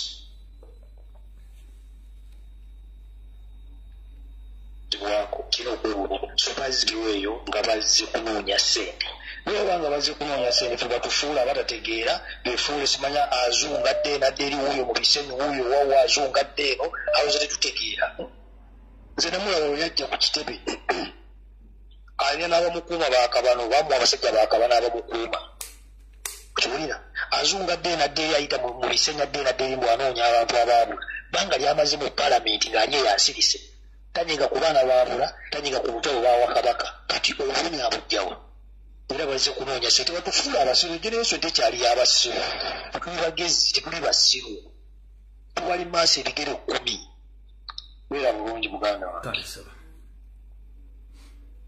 Hello. Tishawe bali kuweereza. Kale sebo nawe bali kuweerako. Ono omusajja w'ekisolo omuto. Sebo. Kakati nze nsooka okutuusa obubaka bwange eri Ssaabasajja Kabaka nti mu kaseera kano ke tulimu ng'abasajja bali mu kumalawo ebyaffe Ssaabasajja Kabaka begendereza nnyo bano abasajja baagala kulaba nga bakuzikiza nkusaba okkirize mu Ssaabasajja Kabaka obeere mwegendereza nnyo n'abantu abakusemberera kubanga oyo omusajja oyo muwoozi kimanya muwoozi wa naleero oyo DJ oyo ekigendererwa kye mwezi guno ogw'Okumi ne Desemba oyo alina ebibalo binene nnyo. Ekirala oyogedde ku musajja oyo gwe bayita Matiya Lwanga Bwanika. Omusajja oyo be bamu bali mabega wa Mawu. Abasajja abo balina ssente ze bafuna okuva mu gavumenti nga ziweerera abaana baabwe bo ne babeerawo nga beeyagala. Kyova olaba nti akola ebintu ebyo era ayagala agezeeko nnyo okulaba ng'azuukusa DP esobole okubeera ng'ekyalimu ku maanyi basobole okubeera nga bafuna ssente. Kati oyo Matiya Lwanga Bwanika fenga abasajja aba NUP aba People Power bafuuti soja tumuteekeko akazito tuzuukuse abantu abaffe abasobola okwesimba mu kifo ekyo oyo tumukubadde ku mabbali atuviire awo be bamukasambidde layini yeeyo yono lubega mukaaku be babasajja abatuliira munda ng'omusege. Kati budda kuwono mpuuga nedda ddala mpuuga mazima ddala gwe tukwatibwamu nsonyi. Omwana yakavaayo ne wiiki tennaba kuwera ono Kalyowa gwe bwatunulidde Kalyowa yakava wano ekireka enjogera gye yabadde ayogeramu. Olwaliro mpuuga gwoyinza okuvaayo n'ogamba mbu nno mumaze okuteeseganyamu ne gavumenti nti ssaawa yonna tulinda batugamba nti beeteefuteefu okutubula le bagenda okutuwa abantu baffe. Ddala gwe mpuuga bw'oba olaba abo bantu abo balina obusobozi obusobola okugamba nti bajje abantu baffe nga tubataddeeko puleesa. Mpuuga mukkirize mugaane abantu abo temudda mu palamenti katubateekeko akazito. Tetulwanira ku social media mu buli ngeri yonna tugezaako okulaba nti tulwanira ki tulwanyisa abantu baffe. Ddala mu palamenti eyo gy'ogenda okuteesa bagenda kuwa ssente ezisobola okumatiza bannayuganda bonna abali mu bulumi. Tunulire waffe Masaka gy'ova obulumi obuliyo. Njagala ofunulire empuuga obulumi obuliyo. Ekyomukisa omungi gwe kyolina mpuuga nti mu famire yamu tufunangayokko kizibu tewawambibwangayokko muntu tebattangayokko muntu tewali muntu n'omu yali awambiddwako ttaka. Gwe mukisa gw'olina n'essimu gy'unganda famire zammwe ziri mulaalo tezirina muntu yali abbiddwako ttaka kubanga muli munda mu kintu. N'olwaleero mpuuga ebyo byennyini by'otugamba mbu noyagala kudda mu palamenti ebyo ffe tetubitegeera. Ssente zoonoonya ssente oziyina mpuuga va ku misayi gy'Abaganda gye batulugunya gye basaanyaawo. Olwaleero abalaalo baabo babagoba mwakyoli babasindika wano waffe. Otugamba mugenda kudda mu palamenti. Ettaka lyaffe balibbe balimazeewo abaana baffe babamazeewo n'amagye agali mu lubuto bagattira mu lubuto. Bw'olaba otunuulira Ssejjirinya akusanyusa mpuuga ogamba okudda mu palamenti bw'otunuulira Ssejjirinya akusanyusa ku bwongo bw'olina n'emyaka gy'olimu tunulamu olabe. Gwe muli olinga agamba nti nno oli mu kinyumo bunyumo ojja n'otukwenyakwenya wano n'otulaga mbwe oli mukulu oli mutulaga nti olitulwanira kumbe oyina ebinene nnyo by'oyagala okuyisaawo. Banayitica ebyokwogera nina bingi kandi ffe n'abawala bateeseeko webale nnyo.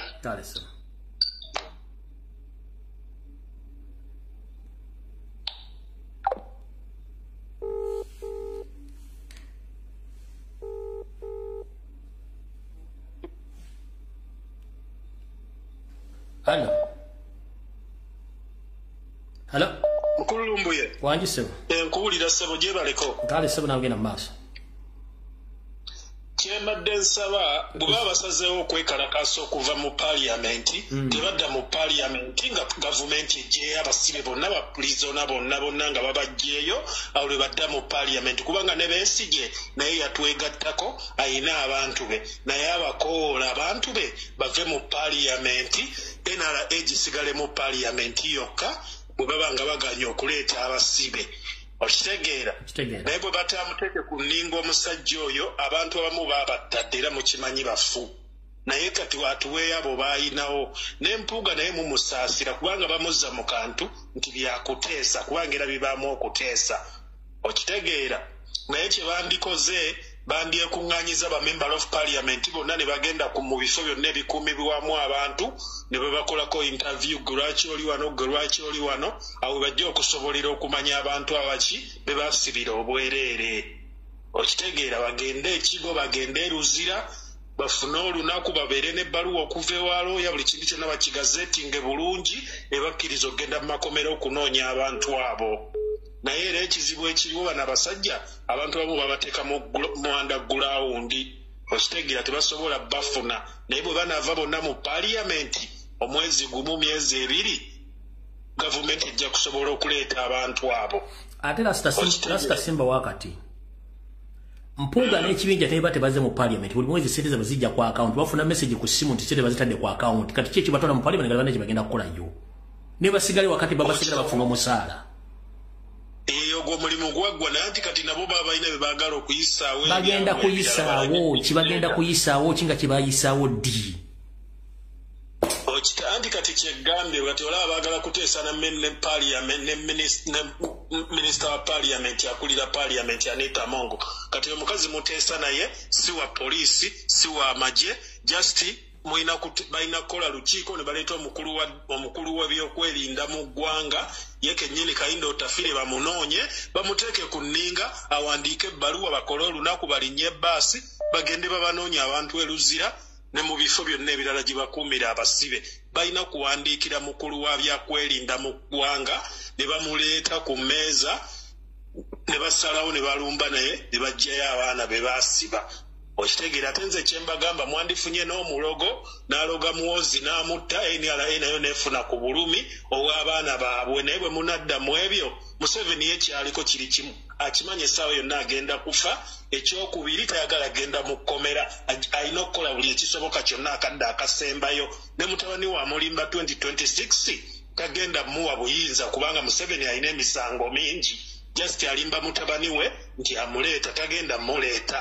Museveni tasobola kuva mu ntebe ku misango gy'alina mu nsi yonna okitegeera naye amuziba akatambaala nti gwojja okukwata wanabeera n'ettaka oba n'amaka nti bwenfa gwogenda okunsikira ng'omanyi taatawo lwalifa okitegeera baagala no gijjayo badde baagala gijjayo kati kano bino bitandise okwogera bye batagala kuwulira mpuga mumuveeko temumukuba just ye muteeka ku nninga ajja abantu be bonna muki ajja abantu be bonna mu paaliyamenti ne Besigye bw'aba alinayo abantu abalanga bwe yatwegattako bonna bongere okuvaayo bayite minister wa defense n'owa security mu ggwanga yayina okukola ki ne baba basobola bafune looya bamuwaabire n'amannya bagateekeyo nze nabagamba kye mubamukola bano abasajja mukuba ebifaananyi byabwe byonna mubisse ku mitimbagano minister wa defense minister waki byonna mubalabise ku mitimbagano world wide kale jajja maximum respect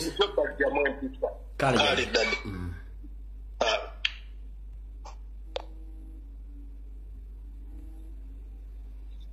Hello. Hello. Mama gwaliko. Hello. Wajijjamu. Ticha ompulira. Nyense kuwulira. Ticha bakitompulira. Ense kuwulira yogera. Aha. Ndi wano Saudi Arabia. Information gye njagala okuwa ticha. Abantu ba praising Mpuga nga akubye emmeeza beerabira nti oyo mukyala Kibalama yasoma law oyo mukyala Nabukeera oyo Gemula yasoma law amanyi bulungi nnyo how to handle those issues so yalina okuteekako akazito ku Mpuga n'abalyoka bamuwaanaawo ng'akubye emmeeza ne bamuwaana naye Mpuga emyaka gyonna gy'abadde amaze since 2019 nga Kibalama yawambibwa Mpuga avuddeyo kati akitegedde kati nti n'abantu bawambibwa dda kitegeeza ono Mpuga bulijjo ali anda kava ng'akolera Museveni wano avuddeyo nti omukyala abanjirizza bbaawe Mpuga okuvaayo n'alyoka ayogera kati ekisabana atugamba nti badda mu parliament lwaki tebasirikidde ddala ne bagaana okuddayo paka abantu abo gye babakwatira gye babatereka Mpuga muntu mubi nnyo asinga n'omusota kuba omusota omanya nti guguno oguzza okunyumba naye Mpuga musota era bwe mulaba ng'ali kumpi ne president omutima nze gunnuma oyo Mpuga muntu mubi nnyo era ye essaawa yonna atukola ekitutu n'aba pulezidenti akatwa ate abantu basigala bakuba engalo nti mpuuga yewaffe mpuuga musota ensi yonna ekitegero yo mpuuga musota ebyo byejange tica toyanziza nyenyawa hallo sebo yongeza ku ddoboozi yongera ku ddoboozi gwali ku mulamwa gwali ku microphone kakati muganda wange njagala kwogerako ku muganda waffe omu e Busoga naye nja kwogerako erinnya limu bamuyita Dakaba bamukuba yali Nalufeenya mumu ku basibe abaali Nalufeenya lwe bakwata his excellency eruuka ojjukira akamotoka kwe bamuteekamu eruuka ne babaleetaawo e Nalufeenya omuvubuka oyo bamukuba ne bamusuula ekakira mu bikajjo nga his half dead naye ku basajja abasala ebikajjo ne balaba omuntu oyo ekyatuyamba bano abantu oba tebakitegeera oba bakitegeera bakirekawo intentionally simanyi national id yali mu underwear ku zino puleze yali yayambala mwalimu ensawo national id mwe yali ne bakontaktinga abantu be ne tumufunira abasajja sijja kwogera linnya okuva ebweru ne bamuleeta mu Middle East abasajja okuva ebweru ne bamuleeta mu Middle East okuyamba famire ye yasanga abantu abajja nga bayamba abantu okuva ebweru abasimira boreholes naki ne babaawo omusajja omu n'abagamba nti mu nnyumba eyo mulimu Haji mutabanyi we bamukwatira mu byobufuzi gwe lowooza lwe bakwata his excellence and that was 2021 in 2022 mu mwezi ogwokuna abo abasajja abayita nga bakola donations ne balaba omuntu nga mu butuufu avunza agenda kufa ne bamutwala ne bamuleeta muno mu kyombo kya Buwarabu sijja kwogera nsi tuyinza obaleetera obuzibu abayamba abantu baffe nti bayingiza mu byobufuzi ali enajjanjabibwa naye kirowoozeeko oyo omusajja bamugyamu ensigo ng'evunze olw'okumukuba ensigo zennyini zino as in testicles onoonsonyiwa okwogera ekigambo kuba nze sisobola testicles ne kidini byanjawulo bamugyamu testicles oba kidini bamugyamu kidini emu ng'evunze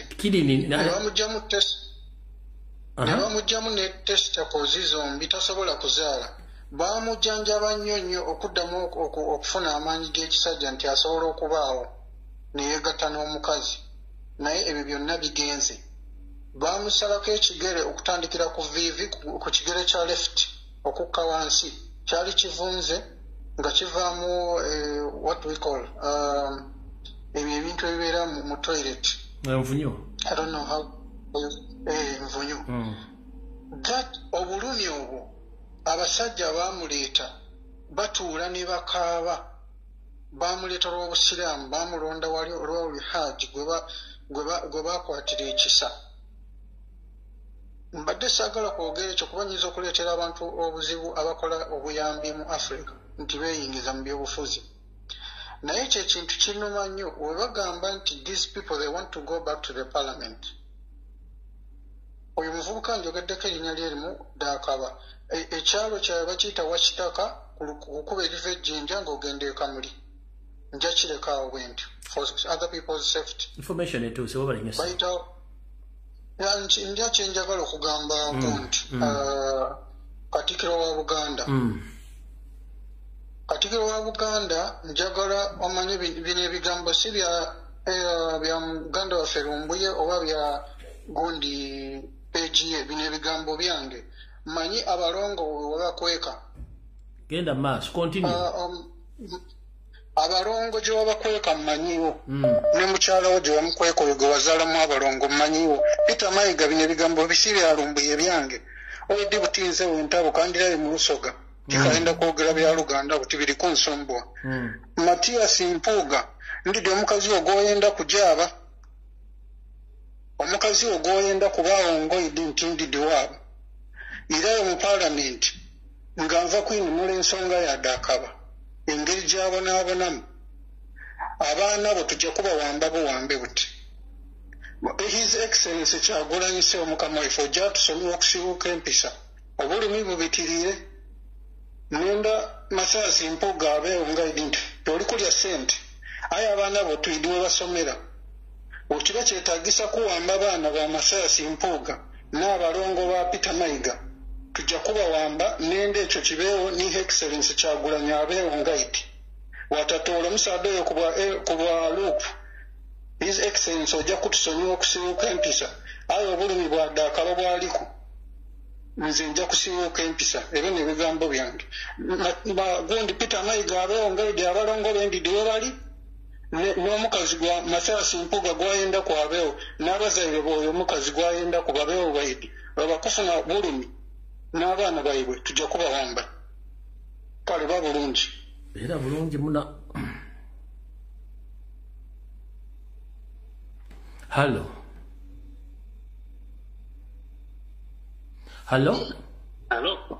Sebo. Hello, Klamusiza wana kajibu. Kale sebo nawe je baleko. Kale. Ono yagane kasajja mwana. Sebo. Kakati nkyembadde kizaako okuteesa. Badde njagala buli muntu yenna ali kuno kutwawuliriza.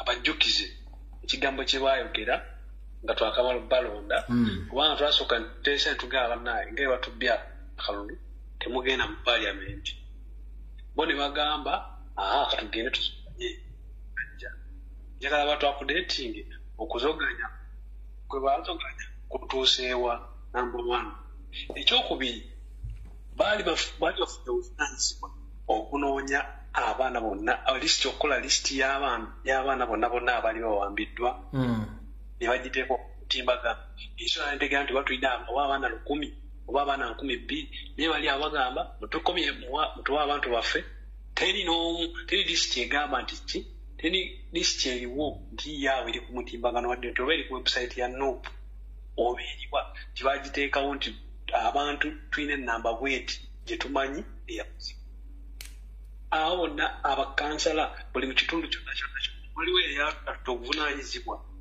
n'agenda mu kitundu n'ajjayo lisi n'aganze mu kitundu kyange bawambamu abaana 2 mu kitundu kyange bawambamu abaana 10 naye n'ateekawo ennamba ye n'amanya gaabwe oba tuli mu kubanjako bano ababale abatumye peyanzanyo saba.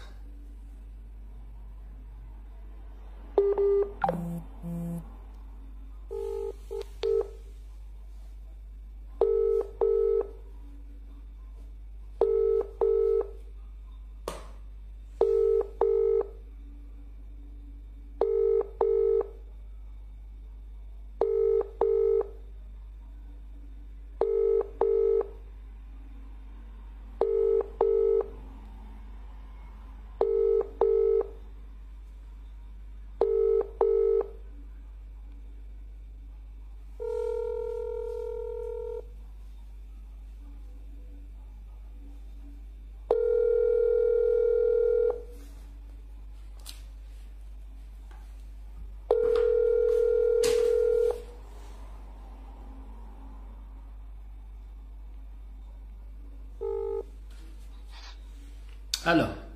Let's stop. Kale nyabula we bali kubeerako. Kipanze ku nsonga y'Amasaasi Mpuuga eyo tulina information gye twawuliddeko nti Mpuuga ekyo ekintu ky'okujja babanja abantu befuula babanja abantu be twali mu kubanja kwali kutujja ku mulamwa ffe abaali bayimusa okubanja abantu baffe batujje ku mulamwa befuule nti bagenda kubanja abantu baffe mu kutujja ku mulamwa tukiteeke emikono gyabwe nti ababaka batukulembeddemu oba beewaddeyo okubanja abantu baffe tufokasinge ku bongeera bwe mwalaba nti bwe bavuddeyo ffenna twasanyuka ne tugamba nti ababaka baffe batukwatizzaako naye nga muto boddiiru okussa puleesha ffe fokasi tugiteeke ku bo bwe tunamala okugyawo puleesha eyo basirike gavumenti ng'Empuuga bw'owulidde agamba ebyo ebibuuzi by'embu gavumenti yakkiriza bwe banamala okubasirisa tetujja kutunuulira Mpuuga kugamba nti bakyuse empuuga kubwa alupu tujja kujja fokasi yaffe ku bantu betubanja tudde ku mpuuga naye nga bo kye baagala kujjawo puresha ku bantu betubanja tufokasinge ku mpuuga. So ekintu ky'okubanja abantu baffe tukifumemu bukumi nnyo omuliro ogusingako nga ne kati bwe kibadde. Kale nyama.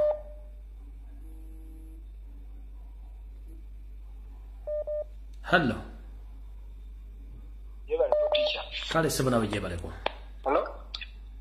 Yebale kueleza teacher. Kale sebo nawe bale ko. Ensonga yange teacher. Njogera ku mwami empuuga n'abantu banne bantu mu abakulu lwaki enkwe obunnanfuusi n'emitima emiyala gibajjudde basajja mmwe ne bakazi mmwe lwaki temufuna ku bulumi mpuuga kiki ekikuzza mu paliamenti ng'abaana b'abantu bonna abali mu bulumi bafudde abamu famire zikaaba gwo zibeeramu ne famire n'abakyala n'abaana nga bali mu bulumi kiki ekibaza mu paliamenti olw'okuba mmwe temunnafuna ku buzibu bantu mwe banne lwaki muswaza Obuganda lwaki muswaza Abaganda lwaki muri bayala nnyo n'okusinga abaana abayiwawo omubiri ba foot soldiers abali obubi ennyo mpuuga muveemu obunnanfuusi basajja mmwe ne bantu mmwe n'abakazi mmwe abantu abakulu twagala abantu baffe y'ensonga era okudda mu paliamenti lwaki tolumirirwa bantu abakutwala mu paliamenti bantu mmwe mulwokuba muli bulungi famire zammwe muli bulungi lwaki temufuna ku nsonyi na nnaku na bulumi na kunyolwa ku bantu abo ne mukola ebintu ebitali bya buvunaanyizibwa. Mukulu Mathias Mpuuga mulina okufaayo okulaba ng'abantu temudda mu paliamenti muveemu enkwe n'ago agatimatima agajjudde okuwankawanka. Byebyo byange teacher Mukama akuume. Naakunkuumire. Hello.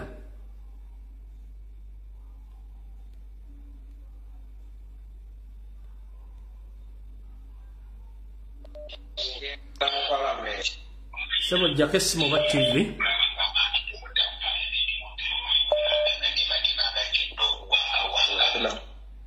Sebo. Jako TV obe simu ey'okubiri. Isawe ensonga tugende. Amanya n'eddoboozi mpitibwa Moses Kataza era nga nsinzidde South Africa. Twafunyeemu obuzibu bwa mukulu Kibombo yakwata n'asiba muganda waffe mukulu Ali Mawale ne bamuwa beyiro n'addamu n'amukwata era mbadde nkunga banna ba South Africa mwenna twemobilizing bwe kiba kyetaagisa tugende ku nyumba ya Kibombo mpaka ng'atadde Ali. Ensonga ey'okubiri mukulu Mpuuga nga Nabbanja bwe yagamba ndino Kibalama bamulina koogezaako n'ogenda mu palamenti ng'oteesa obuvunaanyizibwa bw'abantu baffe bwonna kujja kubanja ggwe kubanga kano akaseera okulaba nga tufuna abantu baffe era nsaba n'abantu bonna pressure tetujja ku Mpuuga. Mbadde nsaba n'akakiiko akatutwala ne pulezidenti asale ku luno kubanga eno nsonga nkulu bwe batuuka bagamba pulezidenti yakwasiza abaana baffe twagala abaana baffe ate omuntu akulira oludda oluvuganya nga wa NUP yalemedde abaana baffe tekigenda kusoboka. Nsaba bannayuganda mwenna presa Mpuuga agigendeko akikanyuga akiddize bakama abamutumye mukama wange Lumbuye bwe kuteesa kwange kale sebo toyanza nnyo sebo akuuma era. Okay. Hello. Sebo kanvalo omukisa guno okulamusaako bulaza kutumiddeko nnyo nange bwentyo sebo n'abawuliriza. Nze njagala kwongeza ku ddoboozi lyo n'abakomrade abalala babeera ku social media kuno platforms ez'enjawulo nti omulamwa gwennyinnyini gwe tuliko gwakuba gye kusookerako ddala John Bosco Kibalama twagala gavumenti ya Museveni nabbanja bamuproducing ng'ate kyayitako dda amateeka gali very clear aga constitution ya Uganda nti omuntu abaziza omusango bamusango ki bamuwa 48 hours okubanga producing before courts of law bamuvulaano omusango gagamba nti yakola obutujju ku bapoliisi tumanyi biki ate n'ekirala ekiriwo twagala John Bosco Kibalama bamuleete n'abantu abalala n'ababuze abali ku lisiti oba bali 10 oba bali 4 bali omu tubaagala baproducing tetwagala Mpuuga Honorable Mpuuga Marcius tubadde tukusiimye ng'olikola bulungi ebirimu gyo naye kati oli diverted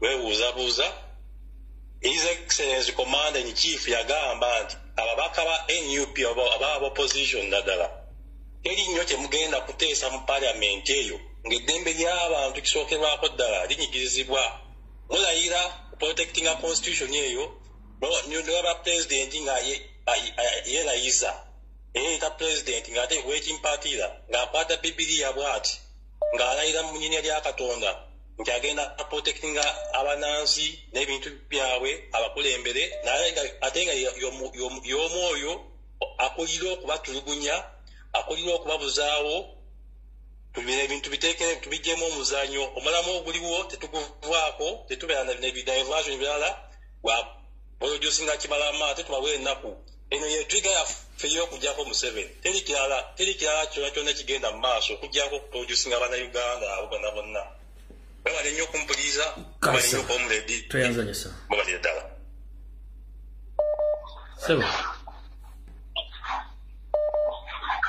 Sebo oba nnyabo Sebo tesa tugende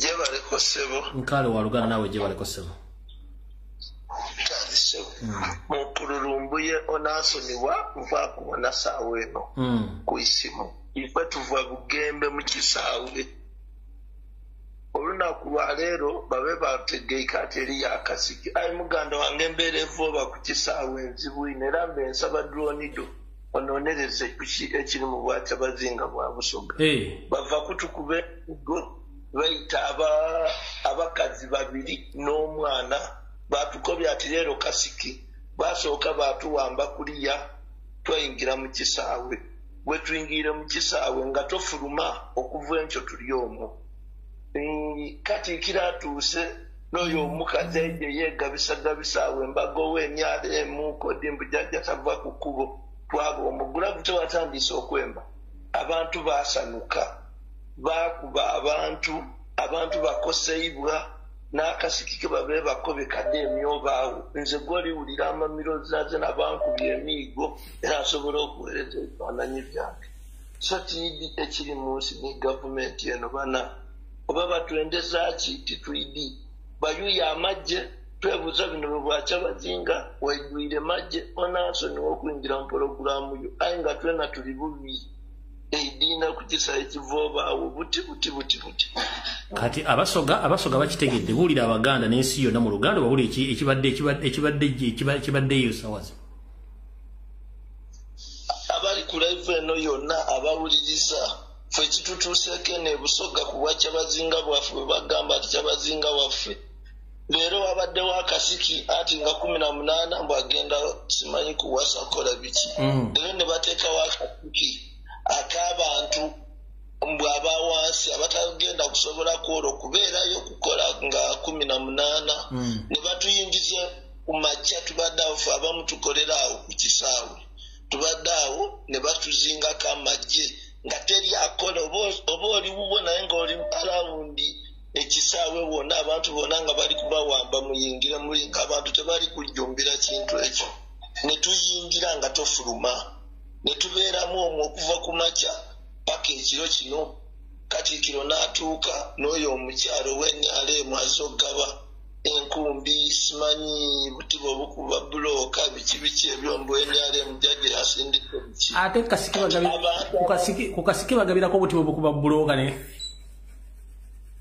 bagabye mbu jjajja wasindise simanyi biki nga biri mu politikisi n'Obwakyabazinga nga tebikwatagana nabyo abayimbi bakyabazinga nga tetubalaba tulabamu bayimbi ba Kampala byeboogera bikwata ku politics ne twebuuza abamu ne twagala ofulumamu naye ng'amagye mangi teri kufuluma ne tubeera ne tugamba katubeeremu tetulina kyakola naye ekiro kino kisinza otuluma bakubya abantu emiggo bakubya abantu basatu ne bafiirawo bakubye eri nga abantu bagala fuluma ng'ate omulyango basibyewo gw'omukisaawe ky'ebugembe kati omukazi n'agwa wansi ne bamulinnyako abadde n'omwana omwana n'afa omukazi omulala bamukubye omuggo ku mabeere n'afiira mu ddwaliro awo wabweru ku kisaawe so tetumanyi ekiri eno ejjinja era eno embaga tetumanyi oba ntuufu oba si ntuufu tetumanyi so muganda nga obulumi tulina bungi n'obwakyabazinga bwa wano era twebuziza oba ebintu byali tebitukwatako baali bagala tukubira mu miggo tetumanyi so gegagali eno kati era bikyaliwo ffe tudduse bali tugoba wabweru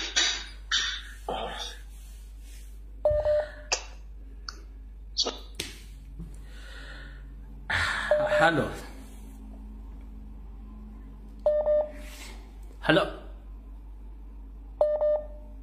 Unatayogera kankwata ono. Hello. Kisa jebaleko. Kale nyamu nawe jebaleko. Kale sabo. Nze njagala kwongereza ku nsonga y'oli omwami eyasoose okuteesa yabadde muna yabadde ayogera mu Lusoga.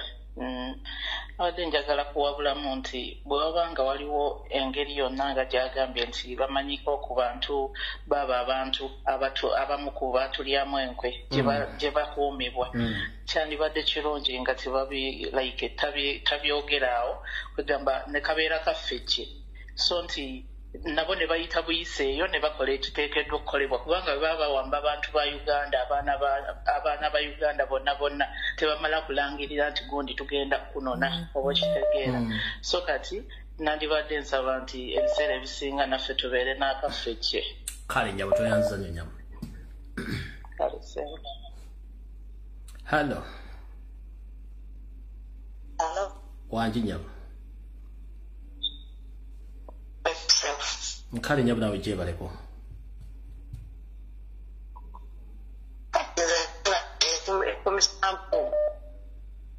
Mama network ange buka. Network to tanzania kugira bwo. Nyenti buka ko.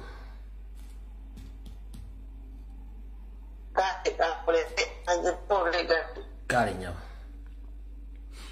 Hello. Hello.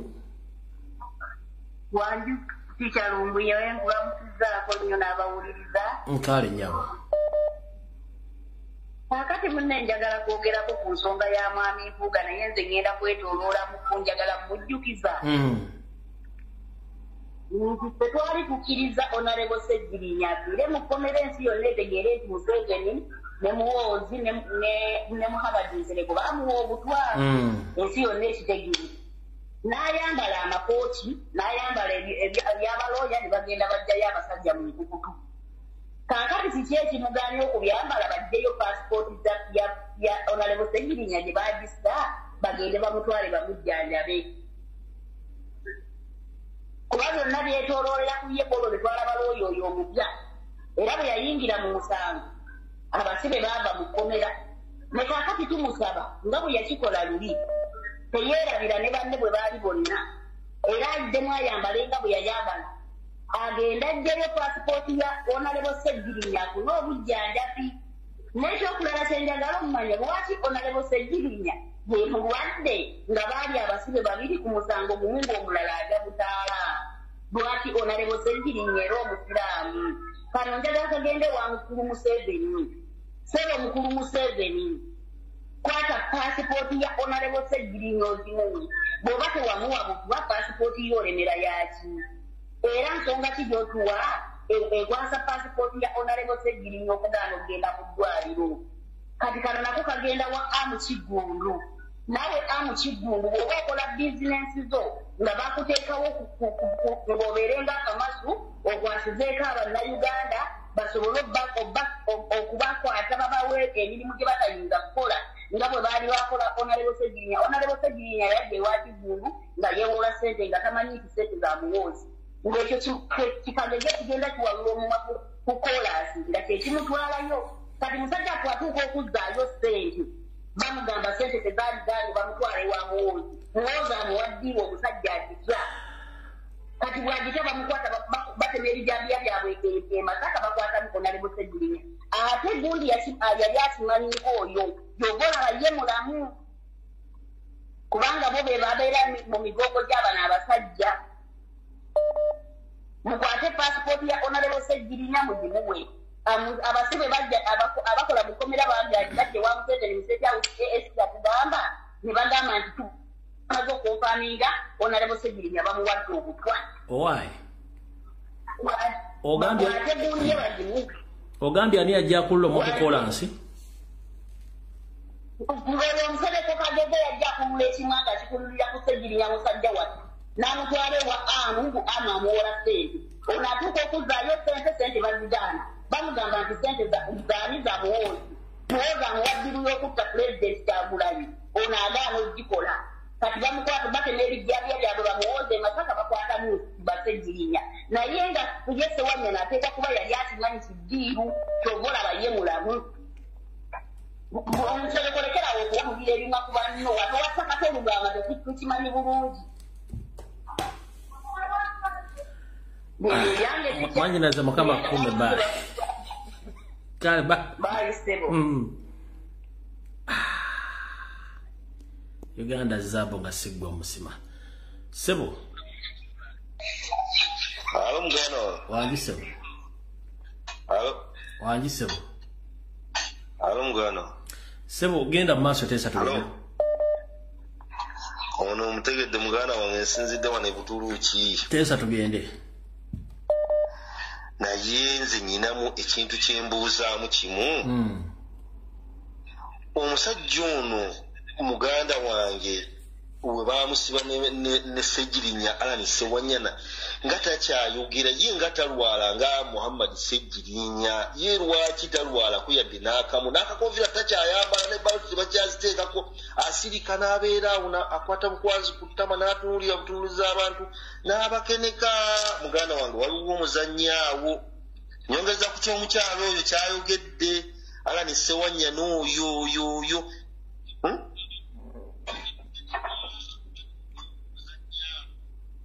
Ensonga weri nkulu naye njya gibaleetera kasoke tugenze kuzina ensonga z'abannaffe. Naye muganda waffe tumusabire Mukama amusaasire amusuuse munnaayi. Kale so. Bwe kuteesa kwange okwo muganda wange. Kale Mukama kuume. Kale. Bannange mu bufunze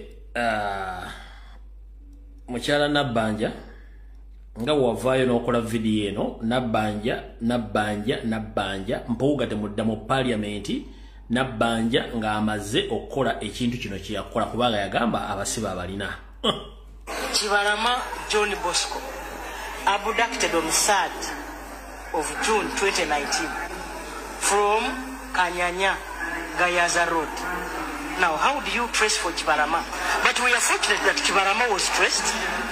He was arrested recently in October in a place called Kakiri, and he's one of those that is claimed to have killed police officers in Chiboga, Wakiso, and other places. So there are those who have even declared and accepted that they have been they are attached to the other rebel group, Coalition for Change. Remember? So such people really cannot be arrested like you are chasing a chicken thief. They are those that you have to use. When they are shot, they try to resist or not. Some of them have been shooting police officers and you are aware. Are you not a Ugandan?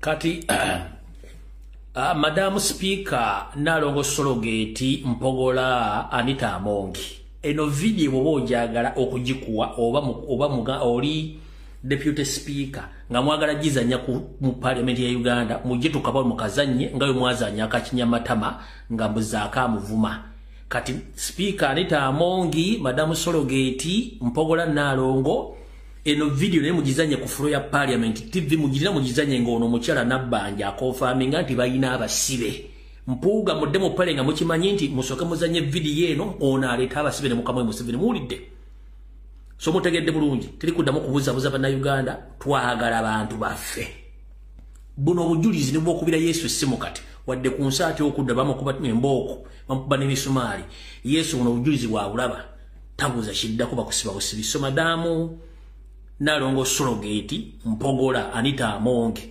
netayewa muzanye video eno ku TV yo mu parliament ensetegere obujulizi Nabbanja aleta abantu baffe kanjiddemu nga nzigalawo video Kibalama John Bosco abducted on 3rd of June 2019 from Kanyanya Gayaza Road. Now, how do you trace for Kibalama? But we are fortunate that Kibalama was traced. Yes. He was arrested. Yes. Recently. Yes. In October. Yes. In a place called Kakiri. And he's one of those. Yes. That killed, is claimed to have killed police officers in Chiboga, Wakiso, and other places. So there are those who have even declared and accepted that they have been, they are attached to the other rebel group, Coalition for Change. Remember? So such people really cannot be arrested like you are chasing a chicken thief. They are those that you have to use. When they are shot, they try to resist or not? Some of them have been shooting police officers and you are aware. Are you not a Uganda? Kati gwe mukyala Nabbanja Musafiri ne mukawo Museveni tugenda bakwata tubasibe ne tubasibira ebisumuzo lumo lubbikwata tubiteeka mu kabina. Ne tukuba bulungi ekikalu ne twesaanika tutambula nabyo pakalasti. Teri bujulizi businga kaawo mbwate moteyisaaki. She confirmed nti abantu abalina tubasiba ebisumuzo tubikwa tubiteeka mu bubina ne tutambula nabyo nga tutambula tudigida tuti temwina bujulizi bumwagala. No confirmation from this information. May God bless Ugandans. Tusikane ku Sunday mu Bulange Mengo essaawa zijja kuba 2 ez'akawungezi. Salonga Mulenge ejja ensonga oziwulidde. Teri mboozi ndala twagala abantu baffe. Muwulidde bulungi nnyo Mukama bankuumire.